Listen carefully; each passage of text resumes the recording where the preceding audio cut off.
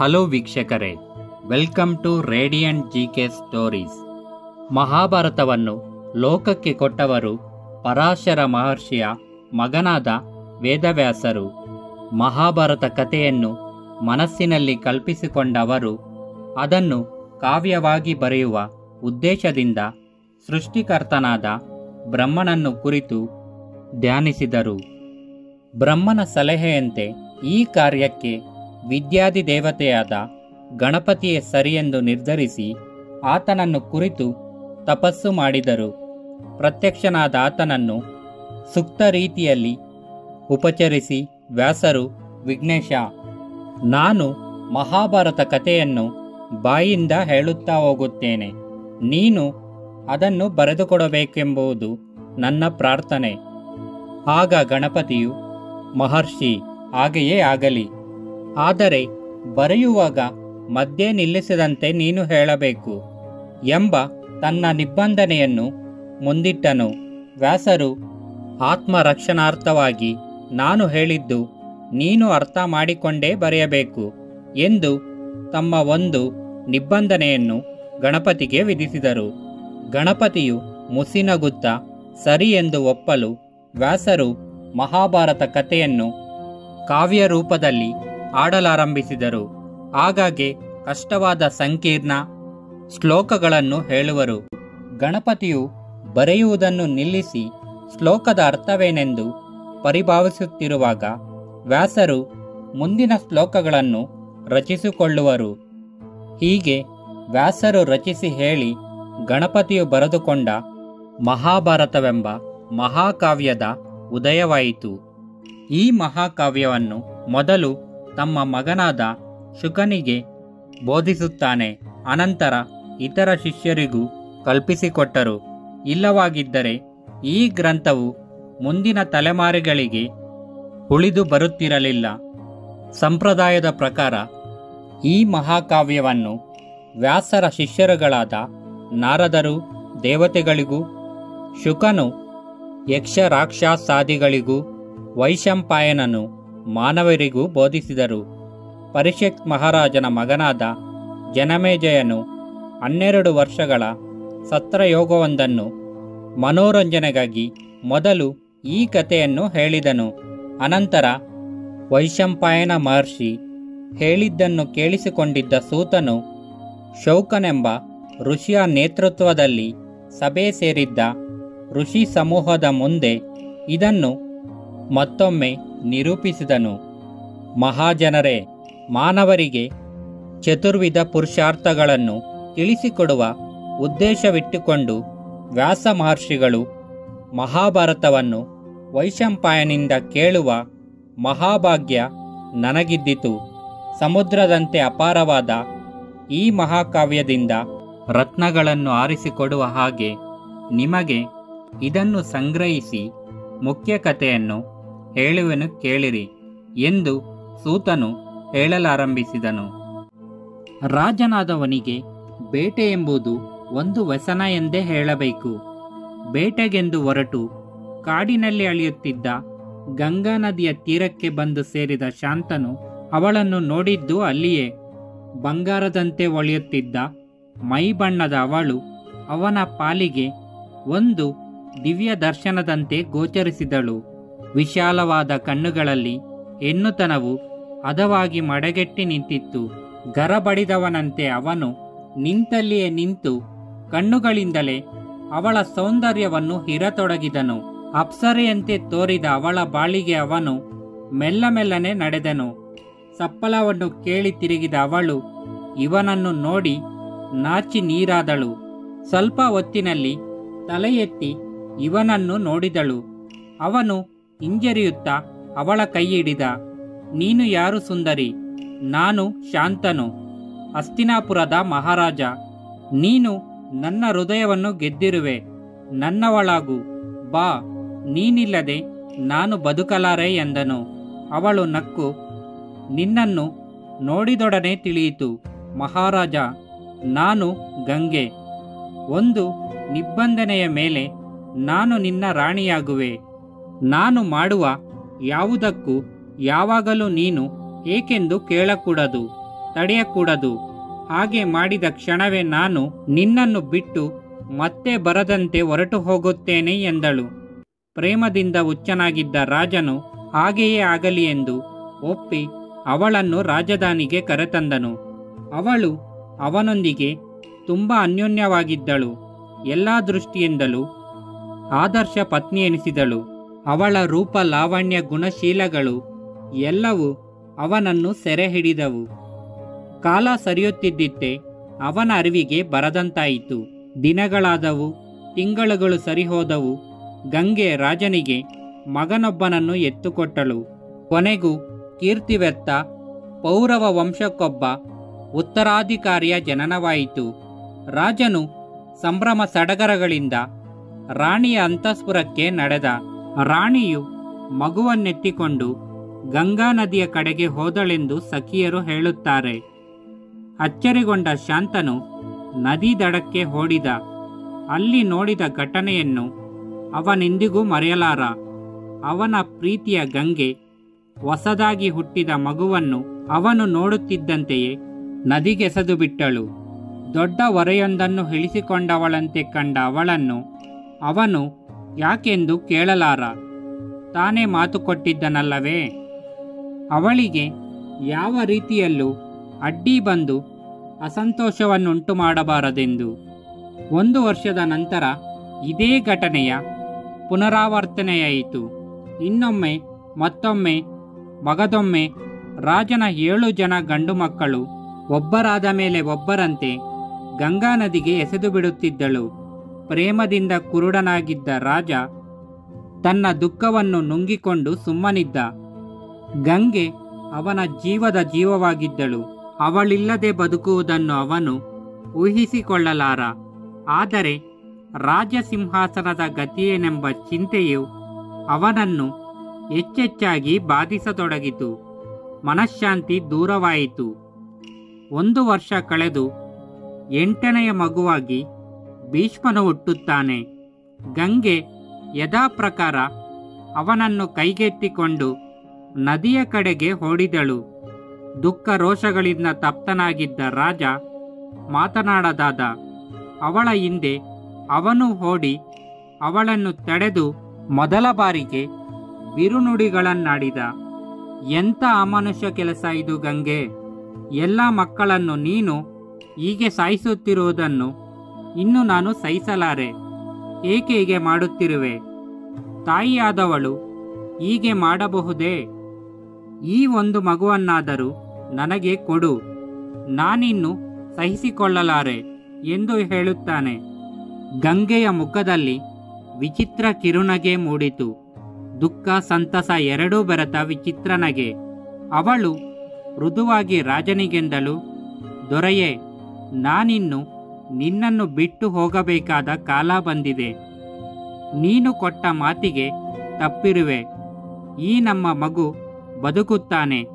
ನಾನು ದೇವವ್ರತನೆಂಬ ಇವನನ್ನು ಈಗ ಕರೆದೊಯ್ದು ಕಾಲ ಬಂದಾಗ ನಿನಗೆ ತಂದೊಪ್ಪಿಸುತ್ತೇನೆ.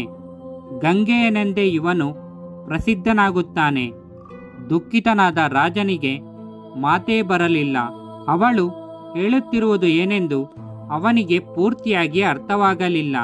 ಈ ಮಗುವನ್ನಾದರೂ ಕೊಲ್ಲಬೇಡ ಎಂದು ಹೇಳಿದ್ದಕ್ಕೆ ತನ್ನ ಸರ್ವಸ್ವವಾಗಿರುವ ಇವಳು ಹಿಂದಿರುಗಿ ಬರದಂತೆ ಹೊರಟು ಹೋಗುತ್ತಿದ್ದಾಳೆ. ಈಗೇಕೆ ಮಾಡುವೆ ಗಂಗೆ? ನಿನ್ನನ್ನು ಬಿಟ್ಟು ನಾನು ಜೀವಿಸಲಾರೆ ಎಂಬುದು ನಿನಗೆ ಗೊತ್ತಿಲ್ಲವೇ? ನೀನು ನನ್ನನ್ನು ಪ್ರೀತಿಸಿದ್ದೇ ಅಲ್ಲವೇ? ಆ ಪ್ರೀತಿಗಾಗಿಯಾದರೂ ನನ್ನನ್ನು ಬಿಟ್ಟು ಹೋಗಬೇಡ ಎಂದ. ಗಂಗೆಯು, ನನ್ನ ರಾಜ, ನಾನು ಹೋಗಲೇಬೇಕು ಎಂಬುದನ್ನು ಮನಗಾಣಲಾರೆಯಾ?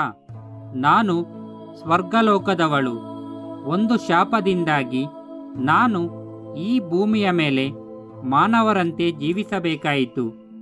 ಇಂದಿನ ಜನ್ಮದಲ್ಲಿ ನೀನು ಮಹಾಭಿಷೇಕ್ ಎಂಬ ಮಹಾರಾಜನಾಗಿದ್ದೆ. ಒಂದು ಸಲ ನೀನು ಇಂದ್ರನ ಆಸ್ಥಾನಕ್ಕೆ ಬಂದಿದ್ದಾಗ ನನ್ನನ್ನು ನೀನು ಆಸೆಯ ಕಣ್ಣುಗಳಿಂದ ನೋಡಿದೆ. ನನಗೂ ನಿನ್ನ ಮೇಲೆ ಮನಸ್ಸಾಯಿತು. ದೇವತೆಗಳಿಗೆ ಅದು ಇಷ್ಟವಾಗಲಿಲ್ಲ. ಈ ಮಹಾಭಿಷೇಕ್ ರಾಜ ಪ್ರದೀಪನ ಮಗ ಶಾಂತನವಾಗಿ ಹುಟ್ಟಲಿದ್ದಾನೆ. ನೀನು ಅವನ ಹೆಂಡತಿಯಾಗಿರು ಎಂದು ಅವರು ನನ್ನನ್ನು ಈ ಭೂಮಿಗೆ ಕಳಿಸಿದರು. ಹಾಗೆ ನಾವಿಬ್ಬರು ಪ್ರೇಮಿಗಳಾಗಿ ಸ್ವಲ್ಪ ಕಾಲ ಸುಖವಾಗಿರುವುದಂತಾಯಿತು. ನನ್ನ ದೊರೆಯೇ, ಎಲ್ಲವೂ ವಿಧಿಯ ನಿಯಮದಂತೆ ನಡೆಯಬೇಕೇ ಹೊರತು ನಾವಾಗಲಿ ಸಾಕ್ಷಾತ್ ದೇವತೆಗಳೇ ಆಗಲಿ ಅದನ್ನು ಬದಲಿಸಲು ಸಾಧ್ಯವಿಲ್ಲ. ಶಾಂತವನಿಗೆ ಗಳಿಬಿಳಿ ಉಂಟಾಯಿತು. ನನಗಿನ್ನೂ ಅರ್ಥವಾಗಲೇ ಇಲ್ಲ. ಹಾಗಿದ್ದರೆ ನೀನು ನಿನ್ನ ಹೊಟ್ಟೆಯಲ್ಲಿಯೇ ಹುಟ್ಟಿದ ನಮ್ಮ ಮೊದಲ 7 ಮಕ್ಕಳನ್ನೇಕೆ ಕೊಂದೆ? ಅದೂ ಸಹ ಶಾಪದ ಭಾಗವಾಗಿತ್ತೇ ಎಂದು ಕೇಳಿದ. ಹೌದು ಎಂದಳು ಗಂಗೆ.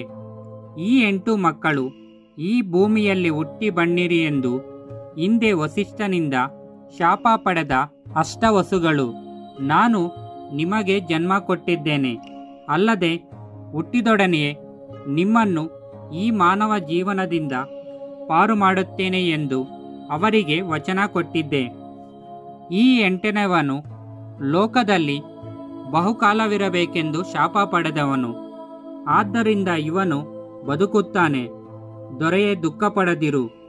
ನಾನು ನಿನಗೆ ಖ್ಯಾತಿವೆತ್ತ ಪೌರವ ಸಿಂಹಾಸನದ ಉತ್ತರಾಧಿಕಾರಿಯನ್ನು ಕೊಡುತ್ತಿದ್ದೇನೆ.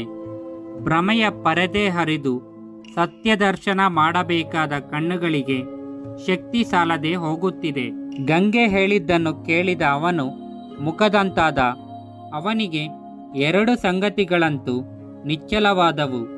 ಮೊದಲನೆಯದು, ಗಂಗೆ ಎಂದೆಂದಿಗೂ ಹಿಂದಿರುಗಿ ಬರದಂತೆ ಹೊರಟು ಹೋಗುತ್ತಿರುವಳು. ಎರಡನೆಯದು, ಈಗ ಪೌರವರ ಹೆಸರನ್ನುಳಿಸಲು ತನಗೊಬ್ಬ ಮಗ ಇದ್ದಾನೆ. ಶಾಂತವಿನ ಮನಸ್ಸಿನ ಭಾವನೆಗಳೆಲ್ಲ ಗಂಗೆಗೆ ಅರ್ಥವಾದವು. ಅವಳು ಸಹಾನುಭೂತಿಯಿಂದ ಶಾಂತವಿನನ್ನು ಕುರಿತು ಹೀಗೆಂದಳು: ಮಹಾರಾಜ, ದುಃಖಿಸಬೇಡ. ನಮ್ಮಿಬ್ಬರ ಮಗುವಾದ ಇವನನ್ನು ನಾನು ಚೆನ್ನಾಗಿ ಸಾಕುತ್ತೇನೆ. ಇವನು ಮಹಾತ್ಮನಾಗುತ್ತಾನೆ. ಚಂದ್ರವಂಶದ ಸಿಂಹಾಸನವನ್ನು ಅಲಂಕರಿಸಿದ ಸಮಸ್ತ ಪೌರವ ರಾಜರಿಗಿಂತ ಮಿಗಿಲೆನಿಸುತ್ತಾನೆ. ಗಂಗೆ ಅದೃಶ್ಯಳಾದಳು. ಶಾಂತನು ಬಹಳ ಹೊತ್ತು ಗಂಗೆಯೊಂದಿಗೆ ಕಳೆದ ಕೊನೆಯ ಗಳಿಗೆಗಳನ್ನೇ ಸ್ಮರಿಸಿಕೊಳ್ಳುತ್ತಾ ಕುಳಿತಿದ್ದನು. ಕೊನೆಗೊಮ್ಮೆ ವಿಧಿಯ ಇಚ್ಛೆಗೆ ಮಣಿದು ಅರಮನೆಯ ಕಡೆ ಹೆಜ್ಜೆ ಹಾಕಿದನು. ಅಲ್ಲಿ ಅವನಿಗಾಗಿ ಕಾದಿದ್ದಿತ್ತು ಏಕಾಂತವೊಂದೇ. ಗಂಗೆಯು ಶಾಂತ ಮಹಾರಾಜನನ್ನು ಬಿಟ್ಟು ಹೊರಟು ಹೋಗಿ 16 ವರ್ಷಗಳು ಕಳೆದು ಹೋದವು. ಶಾಂತ ಮಹಾರಾಜನದು ಒಡೆಯದಿರುವ ಹೃದಯ. ಅವನ ಪಾಲಿಗೆ ಜೀವನ ತನ್ನೆಲ್ಲ ಅರ್ಥ ಕಳೆದುಕೊಂಡಿತ್ತು. ಆದರೆ ಅದೆಲ್ಲ ಅವನ ಅಂತರಂಗದಲ್ಲಿ ಅಷ್ಟೇ. ಬಾಹ್ಯದಲ್ಲಿ ಅವನೊಬ್ಬ ಆದರ್ಶ ರಾಜ. ಅವನ ಆಳ್ವಿಕೆಯಲ್ಲಿ ಪ್ರಜೆಗಳು ಸುಖವಾಗಿದ್ದರು. ಆ ಕಾಲದ ರಾಜರಿಗಿದ್ದಂತೆ ಬೇಟೆಯೊಂದೇ ಅವನ ವ್ಯಸನ. ಬೇಟೆಗೆಂದು ಅವನು ಯಾವಾಗಲೂ ಗಂಗಾ ತೀರದಲ್ಲಿ ತಿರುಗಾಡುತ್ತಿದ್ದನು. ಆ ಜಾಗವೊಂದೇ ಅವನ ಮನಸ್ಸನ್ನು ಸ್ವಲ್ಪವಾದರೂ ಪ್ರಶಾಂತಗೊಳಿಸುತ್ತಿತ್ತು. ಒಂದು ದಿನ ಅಲ್ಲಿ ತಿರುಗಾಡುತ್ತಿದ್ದಾಗ ಗಂಗಾ ನದಿಯು ಹರಿಯುತ್ತಲೇ ಇಲ್ಲವೆಂಬ ವಿಚಿತ್ರ ಅವನ ಗಮನಕ್ಕೆ ಬಂದಿತು.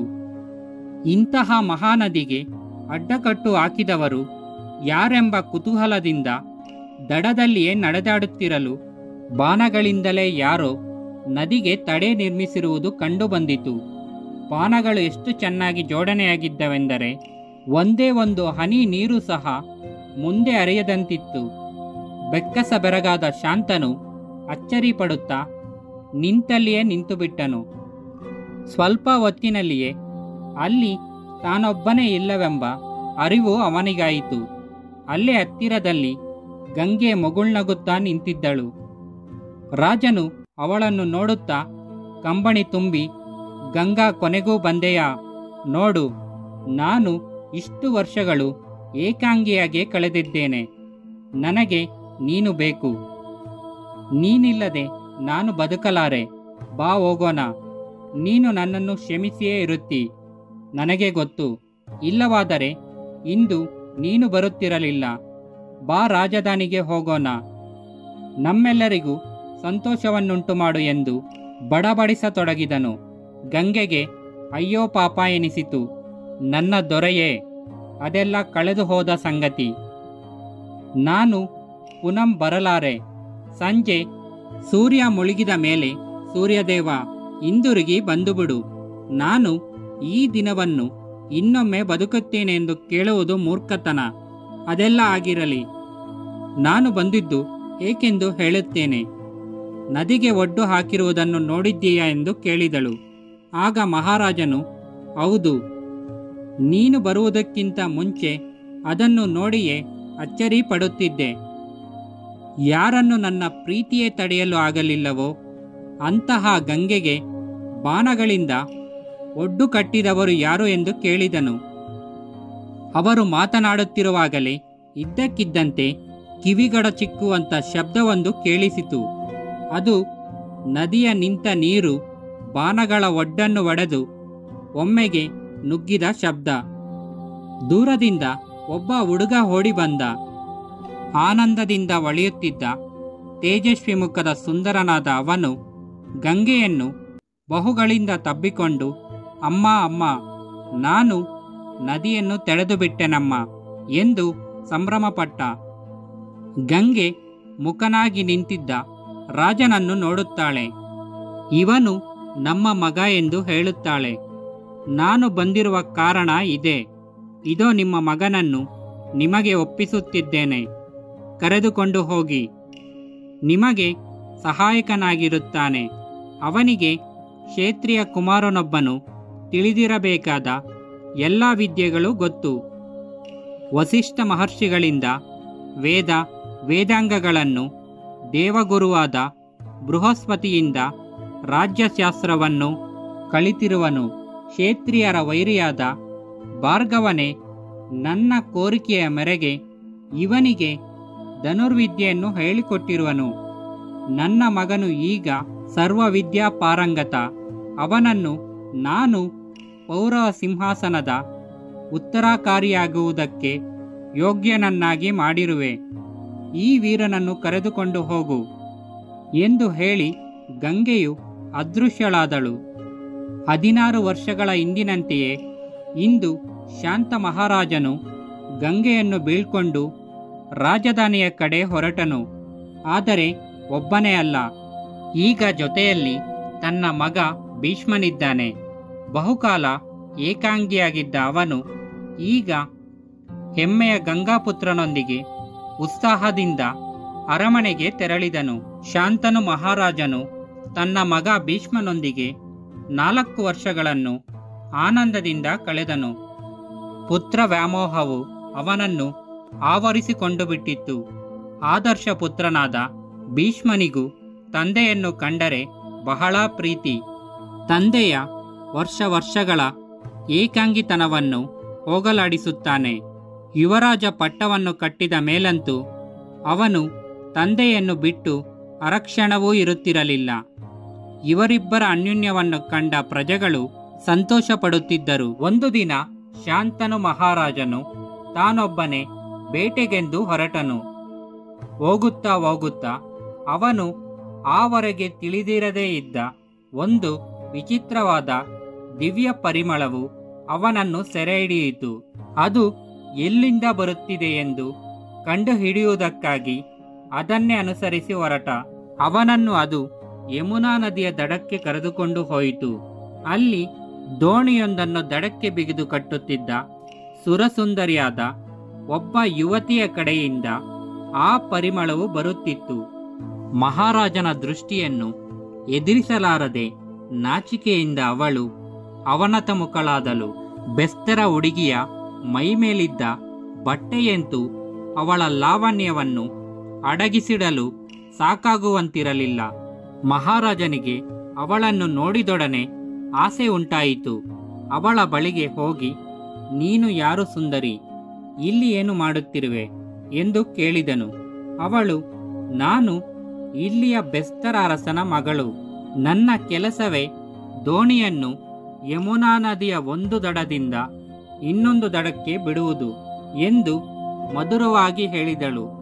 ರಾಜನು ಹುಡುಗಿಯ ತಂದೆಯ ಬಳಿಗೆ ಹೋಗಿ, ನಾನು ಚಂದ್ರವಂಶದ ಮಹಾರಾಜನಾದ ಶಾಂತನು ಹಸ್ತಿನಾಪುರದಿಂದ ಬಂದಿದ್ದೇನೆ. ಕಾಡಿನಲ್ಲಿ ಬೇಟೆಯಾಡುತ್ತಿರುವಾಗ ವಿಚಿತ್ರವಾದ ಸುವಾಸನೆಯೊಂದರ ಅನುಭವವಾಯಿತು. ಅದನ್ನು ಬೆನ್ನಟ್ಟಿಕೊಂಡು ಬಂದ ನನಗೆ ಸುಂದರಿಯಾದ ಹುಡುಗಿ ಕಾಣಿಸಿದಳು. ಅವಳು ನಿನ್ನ ಮಗಳೆಂದು ತಿಳಿಯಿತು. ಅವಳನ್ನು ನನಗೆ ಕೊಡು, ನಾನು ಅವಳನ್ನು ಮದುವೆಯಾಗುತ್ತೇನೆ ಎಂದನು. ಬೆಸ್ತರಸನ ಮಾತಿನಲ್ಲಿ ವಿನಯವು ಧಾರಾಳವಾಗಿತ್ತು. ಆಗ ಅವನು, ನೀವು ಹೇಳುವುದು ನಿಜ ದೊರೆಯೇ. ಪರಿಮಳವು ಬರುತ್ತಿರುವುದು ನನ್ನ ಮಗಳಿಂದಲೇ. ಅದು ನಿಮ್ಮನ್ನು ಆಕರ್ಷಿಸಿ ಕರೆತಂದಿದೆ. ಇಡೀ ಪ್ರಪಂಚದಲ್ಲೇ ನನ್ನ ಮಗಳ ಕೈ ಹಿಡಿಯಲು ನಿನಗಿಂತ ಯೋಗ್ಯರು ಇನ್ಯಾರು ತಾನೇ ಇದ್ದಾರೆ?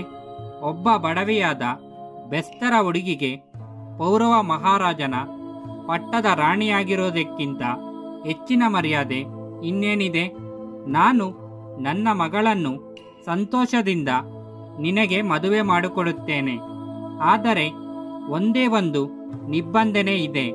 ಅದಕ್ಕೆ ನೀನು ಒಪ್ಪಿದರೆ ಅವಳು ನಿನ್ನವಳಾಗುವಳು ಎಂದು ಹೇಳುತ್ತಾನೆ. ಮಹಾರಾಜನು ತಾಳ್ಮೆಗೆಟ್ಟನು. ಸಾಧ್ಯವಿರುವ ಹಾಗಿದ್ದರೆ ನಿನ್ನ ನಿಬಂಧನೆಗೆ ನಾನು ಒಪ್ಪುತ್ತೇನೆ. ಅದೇನೆಂದು ಹೇಳು ಎಂದು ಕೇಳಿದನು. ಬೆಸ್ತರ ಅರಸನು, ನನ್ನ ಮಗಳ ಹೊಟ್ಟೆಯಲ್ಲಿ ಹುಟ್ಟುವ ಮಗನನ್ನು ನಿನ್ನ ನಂತರ ಹಸ್ತಿನಾಪುರದ ರಾಜನನ್ನಾಗಿ ಮಾಡುತ್ತೇನೆಂದು ವಚನ ಕೊಡುವುದಾದರೆ ನಾನು ನಿನಗೆ ಅವಳನ್ನು ಸಂತೋಷದಿಂದ ಕೊಡುವೆ ಎಂದನು. ಮಹಾರಾಜನು ಏನೂ ಮಾತನಾಡಲಿಲ್ಲ. ಈ ವೀರನನ್ನು ನಿನಗೆ ಕೊಡುತ್ತಿದ್ದೇನೆ, ವೀರರ ಅರಮನೆಗೆ ಕರೆದುಕೊಂಡು ಹೋಗು ಎಂದೆನ್ನುತ್ತಾ ಭೀಷ್ಮನನ್ನು ಒಪ್ಪಿಸಲು ಬಂದಿದ್ದ ಗಂಗೆಯ ನೆನಪಾಯಿತು. ತಾನೇ ಯುವರಾಜ ಪಟ್ಟವನ್ನು ಕಟ್ಟಿದ ಮಗ ಭೀಷ್ಮನು ಬಗೆಗಣ್ಣಿನ ಮುಂದೆ ಬಂದಂತಾಯಿತು. ಅವನ ಪ್ರೀತಿ ನೆನಪಾಯಿತು. ಒಂದೇ ಒಂದು ಮಾತನ್ನು ಆಡದೆ ಶಾಂತನು ತನ್ನ ರಥದ ಕಡೆಗೆ ಬಂದನು. ಆಸೆ ಪಟ್ಟಿದ್ದನ್ನು ಪಡೆಯಲಾರದ ನೋವಿನಿಂದ ತುಂಬಿ ಭಾರವಾದ ಹೃದಯದೊಂದಿಗೆ ರಾಜಧಾನಿಗೆ ಹಿಂದಿರುಗಿದನು. ಭೀಷ್ಮನಿಗೆ ಇದ್ದಕ್ಕಿದ್ದಂತೆ ತನ್ನ ತಂದೆ ಏನೋ ಒಂದು ವಿಧವಾಗಿ ಬಿಟ್ಟಿರೋರು ಎನಿಸಲಾರಂಭಿಸಿತು. ಆ ಪೂರ್ಣ ಪ್ರೀತಿಯ ಸ್ನೇಹದ ದಿನಗಳು ಹಳೆಯದಾದವು. ಅವರು ಮಾತನಾಡಿಸುವುದಿರಲಿ, ತಾನೇ ಮಾತನಾಡಿಸಿಕೊಂಡು ಹೋದರೂ ತಂದೆ ಮಾತನಾಡುತ್ತಿರಲಿಲ್ಲ. ಈ ನಿರಾಸೆಗೆ, ಈ ಖಿನ್ನತೆಗೆ ಕಾರಣವೇನೆಂದು ಅವನಿಗೆ ತಿಳಿಯದಾಯಿತು. ಮಹಾರಾಜರಿಗೆ ಯಾವುದರಲ್ಲಿಯೂ ಆಸಕ್ತಿ ಇರಲಿಲ್ಲ. ಬೇಟೆ ಸಹ ಬೇಡವಾಯಿತು. ಕೊನೆಗೊಮ್ಮೆ ಒಂದು ದಿನ ಶಾಂತನು ಭೀಷ್ಮನ ಜೊತೆ ಮಾತನಾಡಿದನು. ಈಗ ಈ ಕುರುವಂಶದ ಕುಡಿ ನೀನೊಬ್ಬನೇ ಆಗಿರುವೆ. ನೀನು ನನಗೆ ಒಬ್ಬನೇ ಮಗನಾದರೂ 100 ಜನ ಮಕ್ಕಳಿಗಿಂತ ಹೆಚ್ಚಾಗಿರುವೆ. ಆದರೂ ಸಹ ನೀನು ಒಬ್ಬನೇ ಮಗ ಎಂಬುದೇ ನನಗೆ ಚಿಂತೆಯಾಗಿದೆ. ಒಬ್ಬ ಮಗ ಮಗನಲ್ಲ, ಒಂದು ಕಣ್ಣು ಕಣ್ಣಲ್ಲ ಎಂದು ಗಾದೆ ಮಾತೇ ಇದೆ. ಭಗವಂತನು ನಿನಗೆ ದೀರ್ಘಾಯುಷ್ಯನ್ನು ಕೊಟ್ಟಿದ್ದಾನೆ, ನನಗೆ ಗೊತ್ತು. ಆದರೆ ನನ್ನ ಮನಸ್ಸಿಗೇನೋ ಮಬ್ಬು ಕವಿದಂತಾಗಿದೆ. ನೀನು ಮಹಾಯೋಧ. ಯಾವುದಾದರೂ ಯುದ್ಧದಲ್ಲಿ ನಿನಗೇನಾದರೂ ಆದರೆ ಮುಂದೆ ಕುರುವಂಶದ ವಾರಸುದಾರರು ಯಾರು? ಈ ಚಿಂತೆಯೇ ನನ್ನ ಮನಸ್ಸನ್ನು ಎಡೆಬಿಡದೆ ಕೊರೆಯುತ್ತಿದೆ ಎಂದು ನಿಟ್ಟುಸಿರಿಟ್ಟನು. ತಕ್ಷಣವೇ ಭೀಷ್ಮನು ಮಹಾರಾಜನು ಬೇಟೆಗೆ ಹೋದಾಗ ಅವನ ಸಾರಥಿಯಾಗಿದ್ದವನನ್ನು ಹುಡುಕಿಕೊಂಡು ಹೋದನು. ತಂದೆ ಹೇಳಿದ ಮಾತುಗಳ ಪರದೆಯ ಇಂದಿನ ವಿಷಯವೇನಿರಬಹುದು ಎಂದು ಅವನ ಬುದ್ಧಿ ಯೋಚಿಸಲಾರಂಭಿಸಿತು. ಅವನು ನೇರವಾಗಿ ಸಾರಥಿಯನ್ನು ಪ್ರಶ್ನಿಸಿದನು. ಅಯ್ಯ, ನೀನು ನನ್ನ ತಂದೆಯವರ ಸ್ನೇಹಿತ ಹಾಗೂ ನಂಬಿಕಸ್ಥ. ನನ್ನಲ್ಲಿ ಮುಚ್ಚಿಡಬೇಡ, ಹೇಳು. ತಂದೆಯವರ ಹೃದಯವನ್ನು ಸೆರೆ ಹಿಡಿದಿಟ್ಟುಕೊಂಡಿರುವ ಈಕೆ ಯಾರು? ಬೇಗ ಹೇಳು. ಈ ಕ್ಷಣವೇ ಅವರಿಗೆ ಹಿತವನ್ನುಂಟು ಮಾಡುವುದಕ್ಕಾಗಿ ನನ್ನಿಂದ ಸಾಧ್ಯವಾದಷ್ಟು ಮಾಡುವೆನು. ಯುವರಾಜನ ನೇರ ಪ್ರಶ್ನೆಗೆ ತತ್ತರಿಸಿದ ಸಾರಥಿ ಬಹುವಾಗಿ ಹಿಂಜರಿಯುತ್ತಾ, ನಾನು ನಿಮಗೆ ಹೇಳಿದರೆ ಮಹಾರಾಜರು ಕೋಪಿಸಬಹುದು. ಆದರೂ ಹೇಳಿಬಿಡುತ್ತೇನೆ.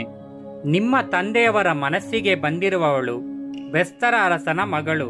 ಮದುವೆ ಮಾಡಿಕೊಡು ಎಂದು ಮಹಾರಾಜರು ಅವನನ್ನು ಕೇಳಿದರು.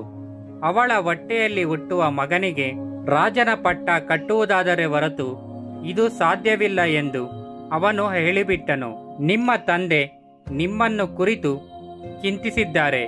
ನಂತರ ಅಸಾಧ್ಯವನ್ನು ಸಾಧಿಸಹೊರಟುವುದಕ್ಕೆ ಮನಸ್ಸು ಬರದೆ ಹಸ್ತಿನಾಪುರಕ್ಕೆ ಹಿಂದಿರುಗಿದರು ಎಂದನು. ತಂದೆಗೆ ತಿಳಿಸದೆ ಭೀಷ್ಮನು ತಕ್ಷಣ ಕಾಡಿಗೆ ಹೊರಟನು. ಬೆಸ್ತರ ಪರಿವಾರವಿದ್ದ ಜಾಗವನ್ನು ತಲುಪಿದನು. ಯಮುನಾ ನದಿಯ ದಡದಲ್ಲಿ ದೋಣಿಯನ್ನು ದಡಕ್ಕೆ ಕಟ್ಟುತ್ತಿದ್ದ ಆ ಯುವತಿಯನ್ನು ನೋಡಿದನು. ಅವಳು ಇವನನ್ನು ನೋಡಿ ಒಂದು ಕ್ಷಣ ರಾಜನೇ ಬಂದಿರುವನೆಂದು ಭ್ರಮೆಗೊಂಡಳು. ಭೀಷ್ಮನು ಅವಳಿಗೆ ನಮಸ್ಕರಿಸಿ, ನಿನ್ನ ತಂದೆಯ ಬಳಿಗೆ ಕರೆದುಕೊಂಡು ಹೋಗು ಎಂದು ಕೇಳಿದನು. ಅತಿಥಿಯಾಗಿ ಬಂದವನನ್ನು ಬೆಸ್ತರ ಯೋಗ್ಯ ಮರ್ಯಾದೆಯಿಂದ ಬರಮಾಡಿಕೊಂಡನು. ಯುವರಾಜನು ನೇರವಾಗಿ ಪ್ರಶ್ನಿಸಿದನು, ಹಸ್ತಿನಾಪುರದ ಮಹಾರಾಜನಾದ ನನ್ನ ತಂದೆಯು ನಿನ್ನ ಮಗಳನ್ನು ಕಂಡು ಮೋಹಗೊಂಡಿರುವನೆಂದು ಕೇಳಿದೆ. ನಿನಗೆ ಇನ್ನೇನು ಬೇಕಾಗಿತ್ತು? ಭೂಮಂಡಲದ ಒಡೆಯನೆ ನಿನ್ನ ಬಳಿಗೆ ಬಂದು ಒಂದು ಉಪಕಾರಕ್ಕಾಗಿ ಕೈಜೋಡಿಸಿ ಕೇಳಿಕೊಂಡ ಮರ್ಯಾದೆ ನಿನಗೆ ಸಾಕಾಗಲ್ಲವೇ? ಅವನ ಹೃದಯದ ಆಸೆಯನ್ನು ಸಲ್ಲಿಸದಿರುವಷ್ಟು ಸೊಕ್ಕೆ ನಿನಗೆ? ಬೆಸ್ತರಸನು, ಯುವರಾಜ, ಕೋಪಿಸಬೇಡ. ನಿನ್ನ ತಂದೆ ನನ್ನ ಮಗಳನ್ನು ಕೇಳಿದ್ದು ನನಗೆ ತೋರಿಸಿದ ದೊಡ್ಡ ಮರ್ಯಾದೆ ಎಂಬುದು ನನಗೆ ಗೊತ್ತು. ನನ್ನ ಮಗಳು ಸತ್ಯವತಿಯ ಮಗ ಮಹಾರಾಜನಾಗುತ್ತಾನೆ ಎಂದು ಜ್ಯೋತಿಷ್ಯರು ಹೇಳಿದ್ದಾರೆ. ಆದರೆ ಯುವರಾಜನಾಗಿ ನೀನು ಈಗಾಗಲೇ ಪಟ್ಟಾಭಿಷೇಕ ಮಾಡಿರುವುದು ನನಗೆ ಗೊತ್ತು. ಮಹಾರಾಜನು ನಿನ್ನ ಮೇಲೆ ಅದೆಷ್ಟು ಪ್ರೀತಿ ಇಟ್ಟಿರುವನೆಂಬುದು ಗೊತ್ತು. ಆದ್ದರಿಂದಲೇ ಅವನು ನನ್ನ ನಿಬಂಧನೆಯನ್ನು ಕೇಳಿದೊಡನೆ ಸುಮ್ಮನಾಗಿ ಬಿಟ್ಟನು. ನನಗೆ ಏನೂ ಉತ್ತರ ಕೊಡಲಾರದೆ ಹೋದನು. ಇಷ್ಟೇ ನಡೆದಿದ್ದು ಎಂದನು. ಭೀಷ್ಮನು ತನ್ನ ತಂದೆ ಏನನ್ನೋ ಬಯಸಿ ಅದನ್ನು ಪಡೆಯಲಾರದೆ ಚಿಂತಿಸುತ್ತಿರುವುದು ಊಹಿಸಿಕೊಳ್ಳಲು ಸಾಧ್ಯವಿರಲಿಲ್ಲ. ನನ್ನ ತಂದೆಯವರ ನಂತರ ನಿನ್ನ ಮೊಮ್ಮಗನು ರಾಜನಾಗಬೇಕು ಎಂದು ತಾನೇ ನಿನ್ನ ಅಭಿಲಾಷೆ. ಹಾಗೆಯೇ ಆಗಲಿ. ಇದೋ ನಾನು ರಾಜ್ಯ ಸಿಂಹಾಸನದ ಮೇಲಿನ ನನ್ನ ಹಕ್ಕನ್ನು ತ್ಯಜಿಸಿದ್ದೇನೆ. ಈಗ ನಿನಗೆ ಸಮಾಧಾನವಾಯಿತೇ ಎಂದು ಬಿಟ್ಟನು. ಯುವರಾಜನ ಮಾತುಗಳನ್ನು ಕೇಳಿ ಬೆಸ್ತರ ಅರಸನು ಬೆರಗುವಟ್ಟು ಹೋದನು. ಅವನ ಮುಖದಲ್ಲಿ ಅಪನಂಬಿಕೆ ಇನ್ನೂ ಉಳಿದಿರುವುದು ಕಾಣಿಸಿತು. ಯುವರಾಜನು ಅಷ್ಟು ಸುಲಭವಾಗಿ ಸಿಂಹಾಸನವನ್ನು ತ್ಯಾಗ ಮಾಡಿದ್ದು ಅವನನ್ನು ದಂಗುಬಡಿಸಿತು. ಅವನು ನಕ್ಕು, ನನ್ನೊಡೆಯ, ನಿಜವಾದ ಯುವರಾಜನೆಂದರೆ ನೀನು. ನಿನ್ನ ತಂದೆಯ ಸಂತೋಷವೆಂಬುದೇ ನಿನಗೆ ಸರ್ವಸ್ವ. ಮಹಾತ್ಮನಾಗಿರುವ ನೀನು ಮಹಾತ್ಯಾಗವನ್ನೇ ಮಾಡಿರುವೆ. ಆದರೆ ನಿನ್ನ ಮಕ್ಕಳು ನಿನ್ನ ಹಾಗೆಯೇ ನಿಸ್ವಾರ್ಥಿಗಳಾಗಿ ಇರುತ್ತಾರೆ ಎಂದು ನಾನು ಹೇಗೆ ತಾನೇ ನಂಬಲಿ? ಸತ್ಯವತಿಯ ಮಕ್ಕಳ ಹಕ್ಕನ್ನು ಅವರು ಕಸಿದುಕೊಳ್ಳುವುದಿಲ್ಲ ಎಂಬುದಕ್ಕೆ ನೆಚ್ಚಿಗೆಯಾದರೂ ಏನು ಎಂದನು. ತಿರಸ್ಕಾರದ ಕಿರುನಗೆ ಅವನ ಮುಖದ ಮೇಲೆ ಮೂಡಿತು. ಇನ್ನೂ ನಿನಗೆ ತೃಪ್ತಿಯಾಗಲಿಲ್ಲವೇ? ನಾನು ನಿನ್ನನ್ನು ತೃಪ್ತಿಪಡಿಸುತ್ತೇನೆ. ನಾನು ಮದುವೆಯನ್ನೇ ಮಾಡಿಕೊಳ್ಳುವುದಿಲ್ಲ. ಸ್ವರ್ಗಲೋಕ ಪಾತಾಳ ಲೋಕಗಳ ಸಮಸ್ತ ಪ್ರಜೆಗಳ ಸಮ್ಮುಖದಲ್ಲಿ ನನಗೆ ಪ್ರಿಯವಾದ ಪವಿತ್ರ ಎನಿಸುವ ಎಲ್ಲದರ ಹೆಸರಿನಲ್ಲಿ, ನನ್ನ ಗುರು ಭಗವಾನ್ ಭಾರ್ಗವನ ಹೆಸರಿನಲ್ಲಿ, ನನ್ನ ತಾಯಿಯಾದ ಗಂಗೆಯ ಹೆಸರಿನಲ್ಲಿ, ಧರ್ಮದ ಹೆಸರಿನಲ್ಲಿ ಇದೋ ನಾನು ಪ್ರತಿಜ್ಞೆ ಮಾಡುತ್ತಿದ್ದೇನೆ. ನಾನು ಬದುಕಿರುವವರೆಗೂ ಮದುವೆ ಮಾಡಿಕೊಳ್ಳುವುದಿಲ್ಲ. ಈಗಲಾದರೂ ನಿನಗೆ ತೃಪ್ತಿಯಾಯಿತೇ ಎಂದು ಘೋಷಿಸಿಬಿಟ್ಟನು. ಬೆಸ್ತರಸನು ಮಗಳನ್ನು ಕರೆತಂದು ಯುವರಾಜನ ಎದುರಿಗೆ ನಿಲ್ಲಿಸಿದ. ಭೀಷ್ಮನು ಅವಳಿಗೆ ನಮಸ್ಕರಿಸಿ ರಥದ ಮೇಲೆ ಕೂರಿಸಿಕೊಂಡು ತಕ್ಷಣವೇ ಹಸ್ತಿನಾಪುರದ ಕಡೆಗೆ ವೇಗವಾಗಿ ಪ್ರಯಾಣಿಸಿದ. ರಾಜಧಾನಿಯನ್ನು ತಲುಪಿದೊಡನೆಯೇ ಭೀಷ್ಮನು ತಂದೆಯ ಬಳಿಗೆ ಧವಿಸಿದ. ಸುಂದರಿಯಾದ ಸತ್ಯವತಿಯನ್ನು ಕರೆತಂದು ಅವನ ಮುಂದೆ ನಿಲ್ಲಿಸಿ, ಅಪ್ಪ, ನಿನಗಾಗಿ ಈಕೆಯನ್ನು ಕರೆತಂದಿದ್ದೇನೆ, ಸ್ವೀಕರಿಸಿ. ಇನ್ನಾದರೂ ಈ ಖಿನ್ನತೆಯನ್ನು ಬಿಟ್ಟುಬಿಡು. ದಯವಿಟ್ಟು ಸಂತೋಷವಾಗಿರು ಅಪ್ಪ ಎಂದು ಹೇಳುತ್ತಾನೆ. ಶಾಂತ ಮಹಾರಾಜನು ನಡೆದಿರುವುದೆಲ್ಲವನ್ನು ಕೇಳಿದನು. ಅವನ ಹೃದಯವು ದುಃಖದಿಂದ ತುಂಬಿಹೋಯಿತು. ಮನಸ್ಸಾಕ್ಷಿಯು ಅವನನ್ನು ತೀವ್ರವಾಗಿ ಬಾಧಿಸಿತು. ಮಹಾವೀರನಾದ ಸುಂದರಾಂಗನಾದ ದೈವಿ ಪುರುಷನೆನಿಸಿದ ಮಗನು ತಾನೇ ತನ್ನ ಮೇಲೆ ಅಜೀವ ಬ್ರಹ್ಮಚಾರ್ಯ ವ್ರತವನ್ನು ಕಲ್ಪಿಸಿಕೊಳ್ಳಲು ಅವನಿಗೆ ಸಾಧ್ಯವಾಗದೇ ಹೋಯಿತು. ಆದರೆ ವಿಧಿ ಹೆಣದ ಬಳೆಯನ್ನು ಬಿಡಿಸುವುದು ಸಾಧ್ಯವೇ? ಶಾಂತ ಮಹಾರಾಜನ ಬಯಕೆಯಂತೂ ಈಡೇರಿತು.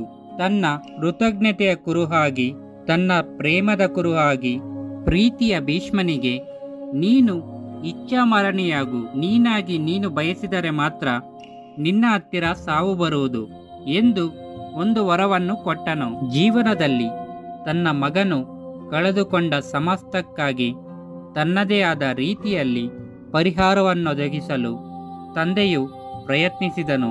ಶಾಂತನು ಸತ್ಯವತಿಯನ್ನು ಮದುವೆಯಾಗಿ ಕೆಲವು ವರ್ಷಗಳು ಸುಖವಾಗಿದ್ದನು.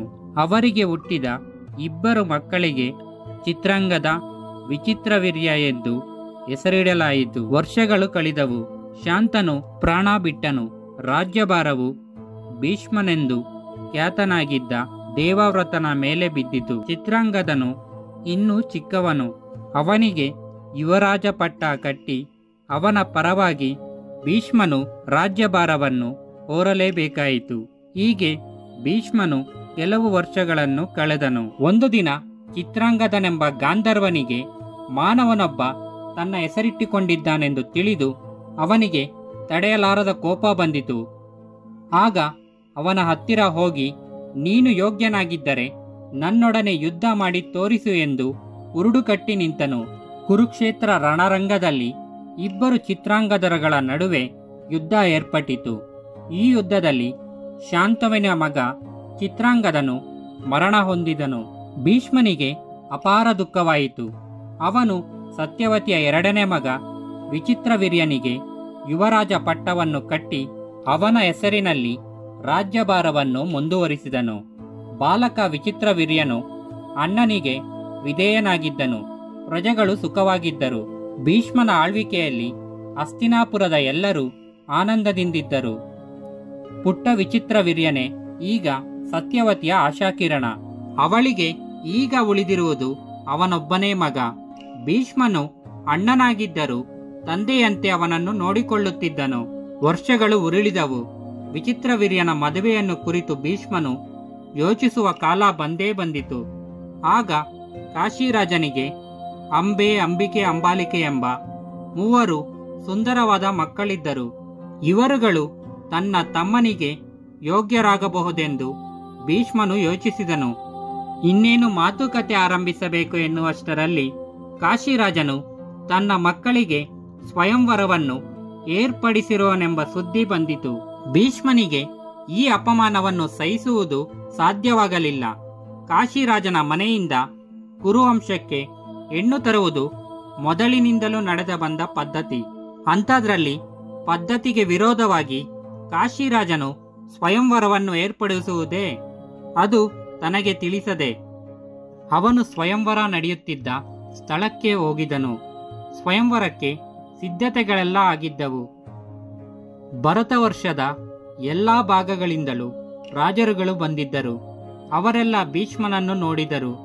ಪರಿಹಾಸದ, ಅವಹೇಳನದ, ತಿರಸ್ಕಾರದ ಕಿರುನಗೆಗಳು ಅವರ ಮುಖಗಳಲ್ಲಿ ಲಾಸ್ಯವಾಡುತ್ತಿದ್ದವು. ಭೀಷ್ಮನನ್ನು ನೋಡಿ, ಇವನು ಬ್ರಹ್ಮಚಾರಿ, ಈ ರಾಜಕುಮಾರಿಯರ ಸ್ವಯಂವರಕ್ಕೆ ಬಂದಿದ್ದಾನೆ. ನಿಜಕ್ಕೂ ಹೇಳುವುದಾದರೆ ಪ್ರಕೃತಿಯ ನಿಯಮವನ್ನು ಯಾರು ತಾನೇ ಮೀರಿಸುವುದಕ್ಕಾಗುತ್ತದೆ? ರಾಜಕುಮಾರಿಯರ ಸೌಂದರ್ಯವು ಋಷಿಗಳನ್ನು ಕದಲಿಸುವಂಥದ್ದು ಎಂದ ಮೇಲೆ ಊಳು ಮಾನವನಾದ ಭೀಷ್ಮನ ಪಾಡೇನು? ತನ್ನ ತಂದೆಯ ಮದುವೆಗಾಗಿ ಮಾಡಿದ ಪ್ರತಿಜ್ಞೆಯನ್ನು ಮರೆತಿರುವನೆಂದು ಕಾಣುತ್ತದೆ. ಒಬ್ಬಳಾದರೂ ರಾಜಕುಮಾರಿ ತನ್ನನ್ನು ಆರಿಸಬಹುದೆಂಬ ಆಸೆಯಿಂದ ಬಂದಿರುವನೆಂದು ಕಾಣುತ್ತದೆ. ಅಯ್ಯೋ ಪಾಪ, ಸುಮ್ಮನೆ ಆಸೆ ಪಡುತ್ತಿದ್ದಾನೆ. ನಾವೆಲ್ಲರೂ ಇರುವಾಗ ಈ ಯೌವನ ಕಳೆದ ಮುದುಕನ ಕಡೆ ಯಾರು ನೋಡುತ್ತಾರೆ ಎಂದು ವಿಧ ವಿಧವಾಗಿ ಮಾತನಾಡಿಕೊಳ್ಳುತ್ತಿದ್ದರು.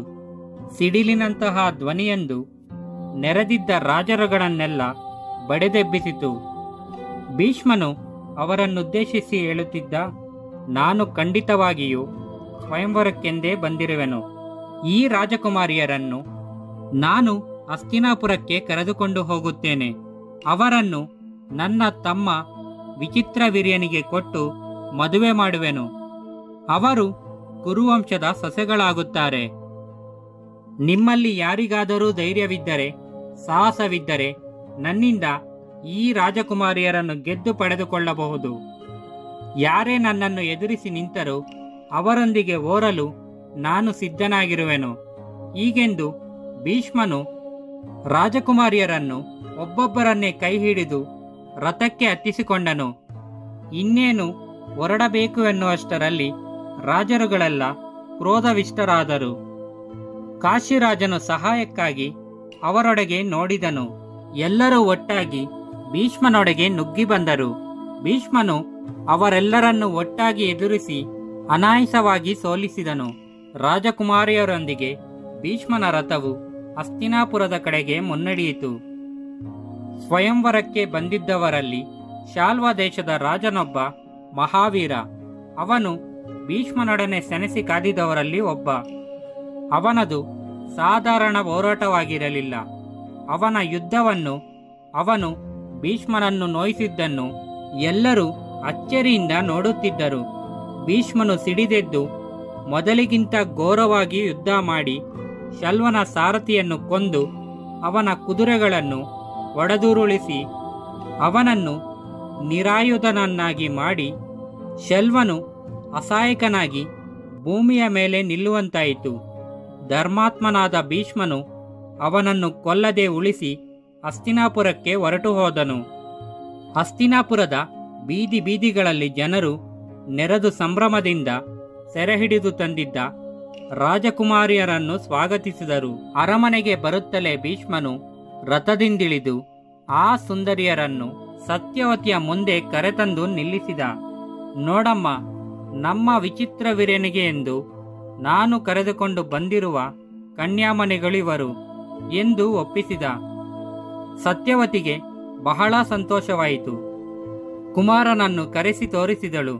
ವಿಚಿತ್ರವೀರ್ಯನು ಆನಂದ ಪಟ್ಟು ಕೃತಜ್ಞತೆಯಿಂದ ಭೀಷ್ಮನನ್ನು ನೋಡಿ ಅವನ ಪಾದಗಳಿಗೆ ನಮಸ್ಕರಿಸಿದನು.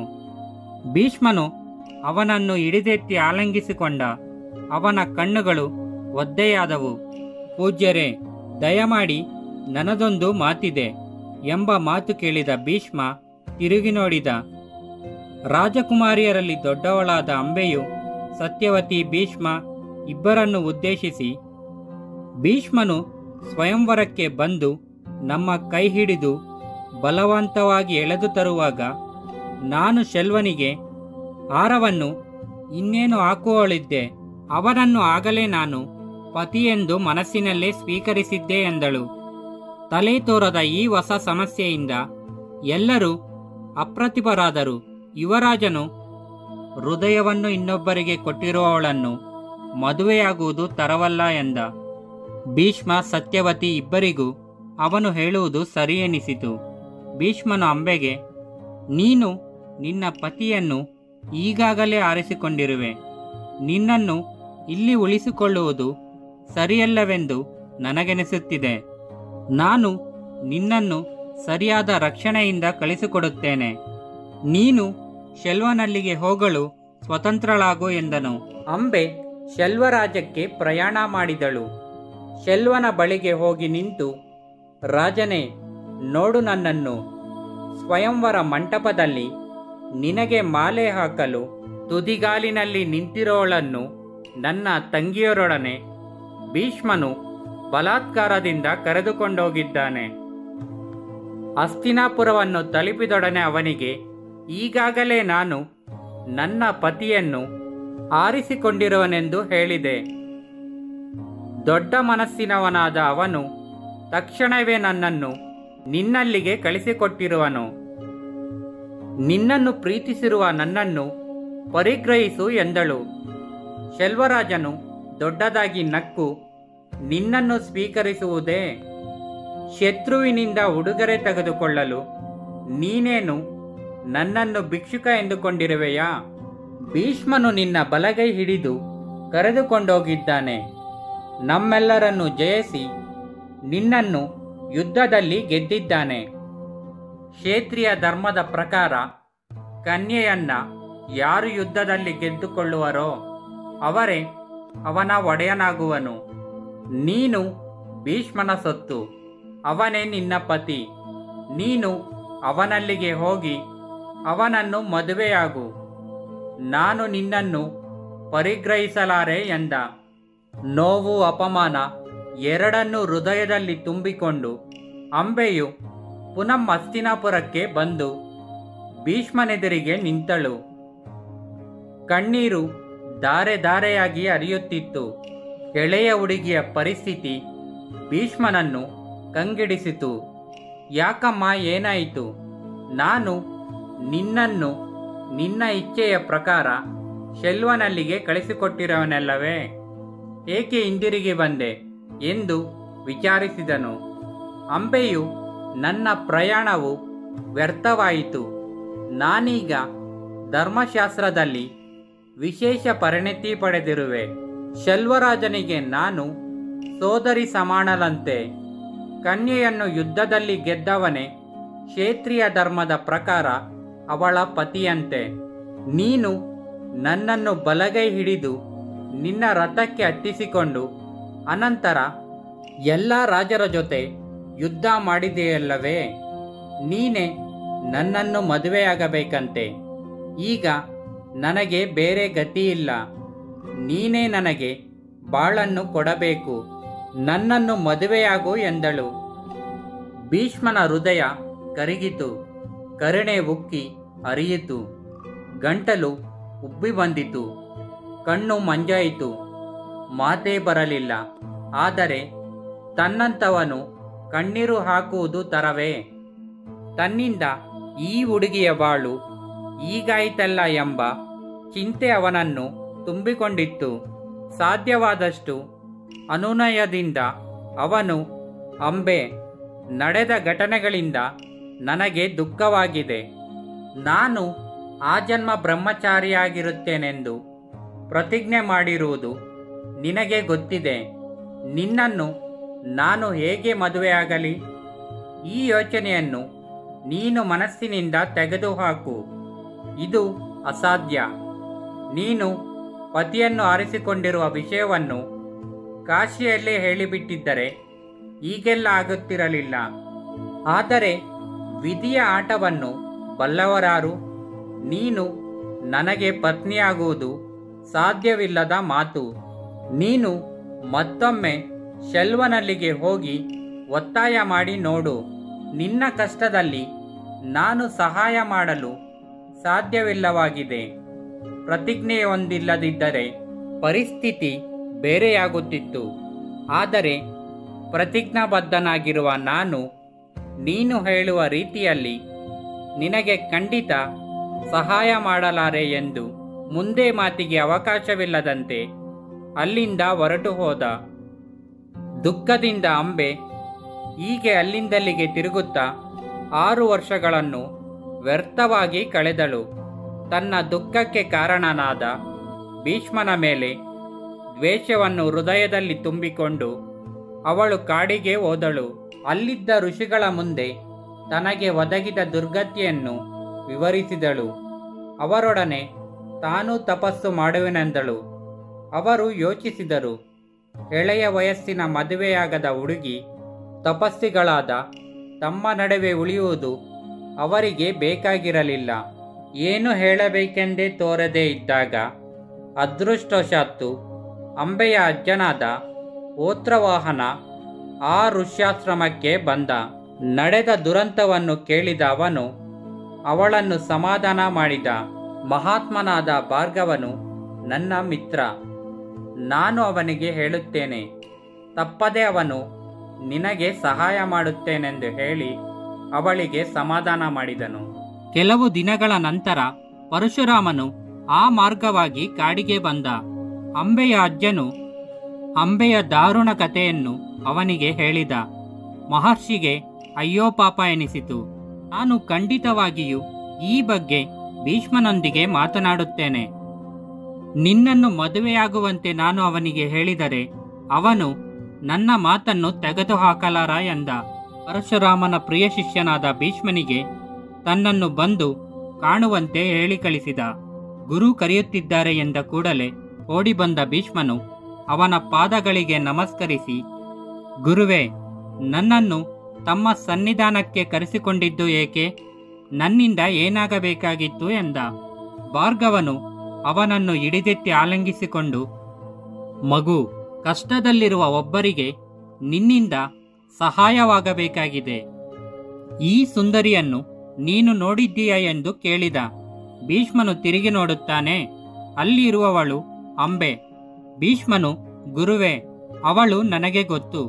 ಅವಳಿಗೆ ವಿಧಿ ಮೋಸ ಮಾಡಿತು. ಅವಳು ಶೆಲ್ವನನ್ನು ಮದುವೆಯಾಗಲು ಬಯಸಿದಳು.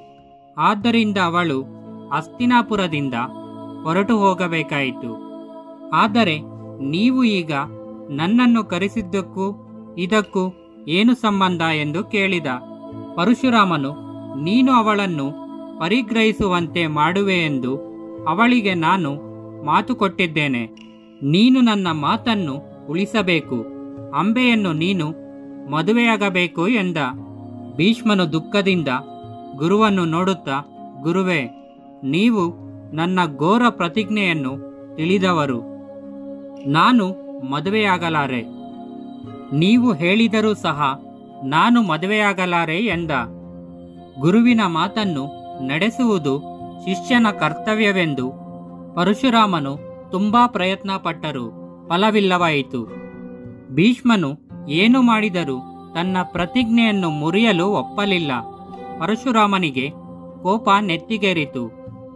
ಎಲಾ ಭೀಷ್ಮ, ಗುರುವಾದ ನನ್ನ ಮಾತನ್ನು ನೀನು ಧಿಕ್ಕರಿಸುತ್ತಿದ್ದೀಯಾ? ನಿನ್ನನ್ನು ಶಪಿಸುತ್ತೇನೆ. ಬೇಕಿಲ್ಲದಿದ್ದರೆ ನನ್ನೊಡನೆ ಯುದ್ಧಕ್ಕೆ ಸಿದ್ಧನಾಗು ಎಂದು ಗರ್ಜಿಸಿದ.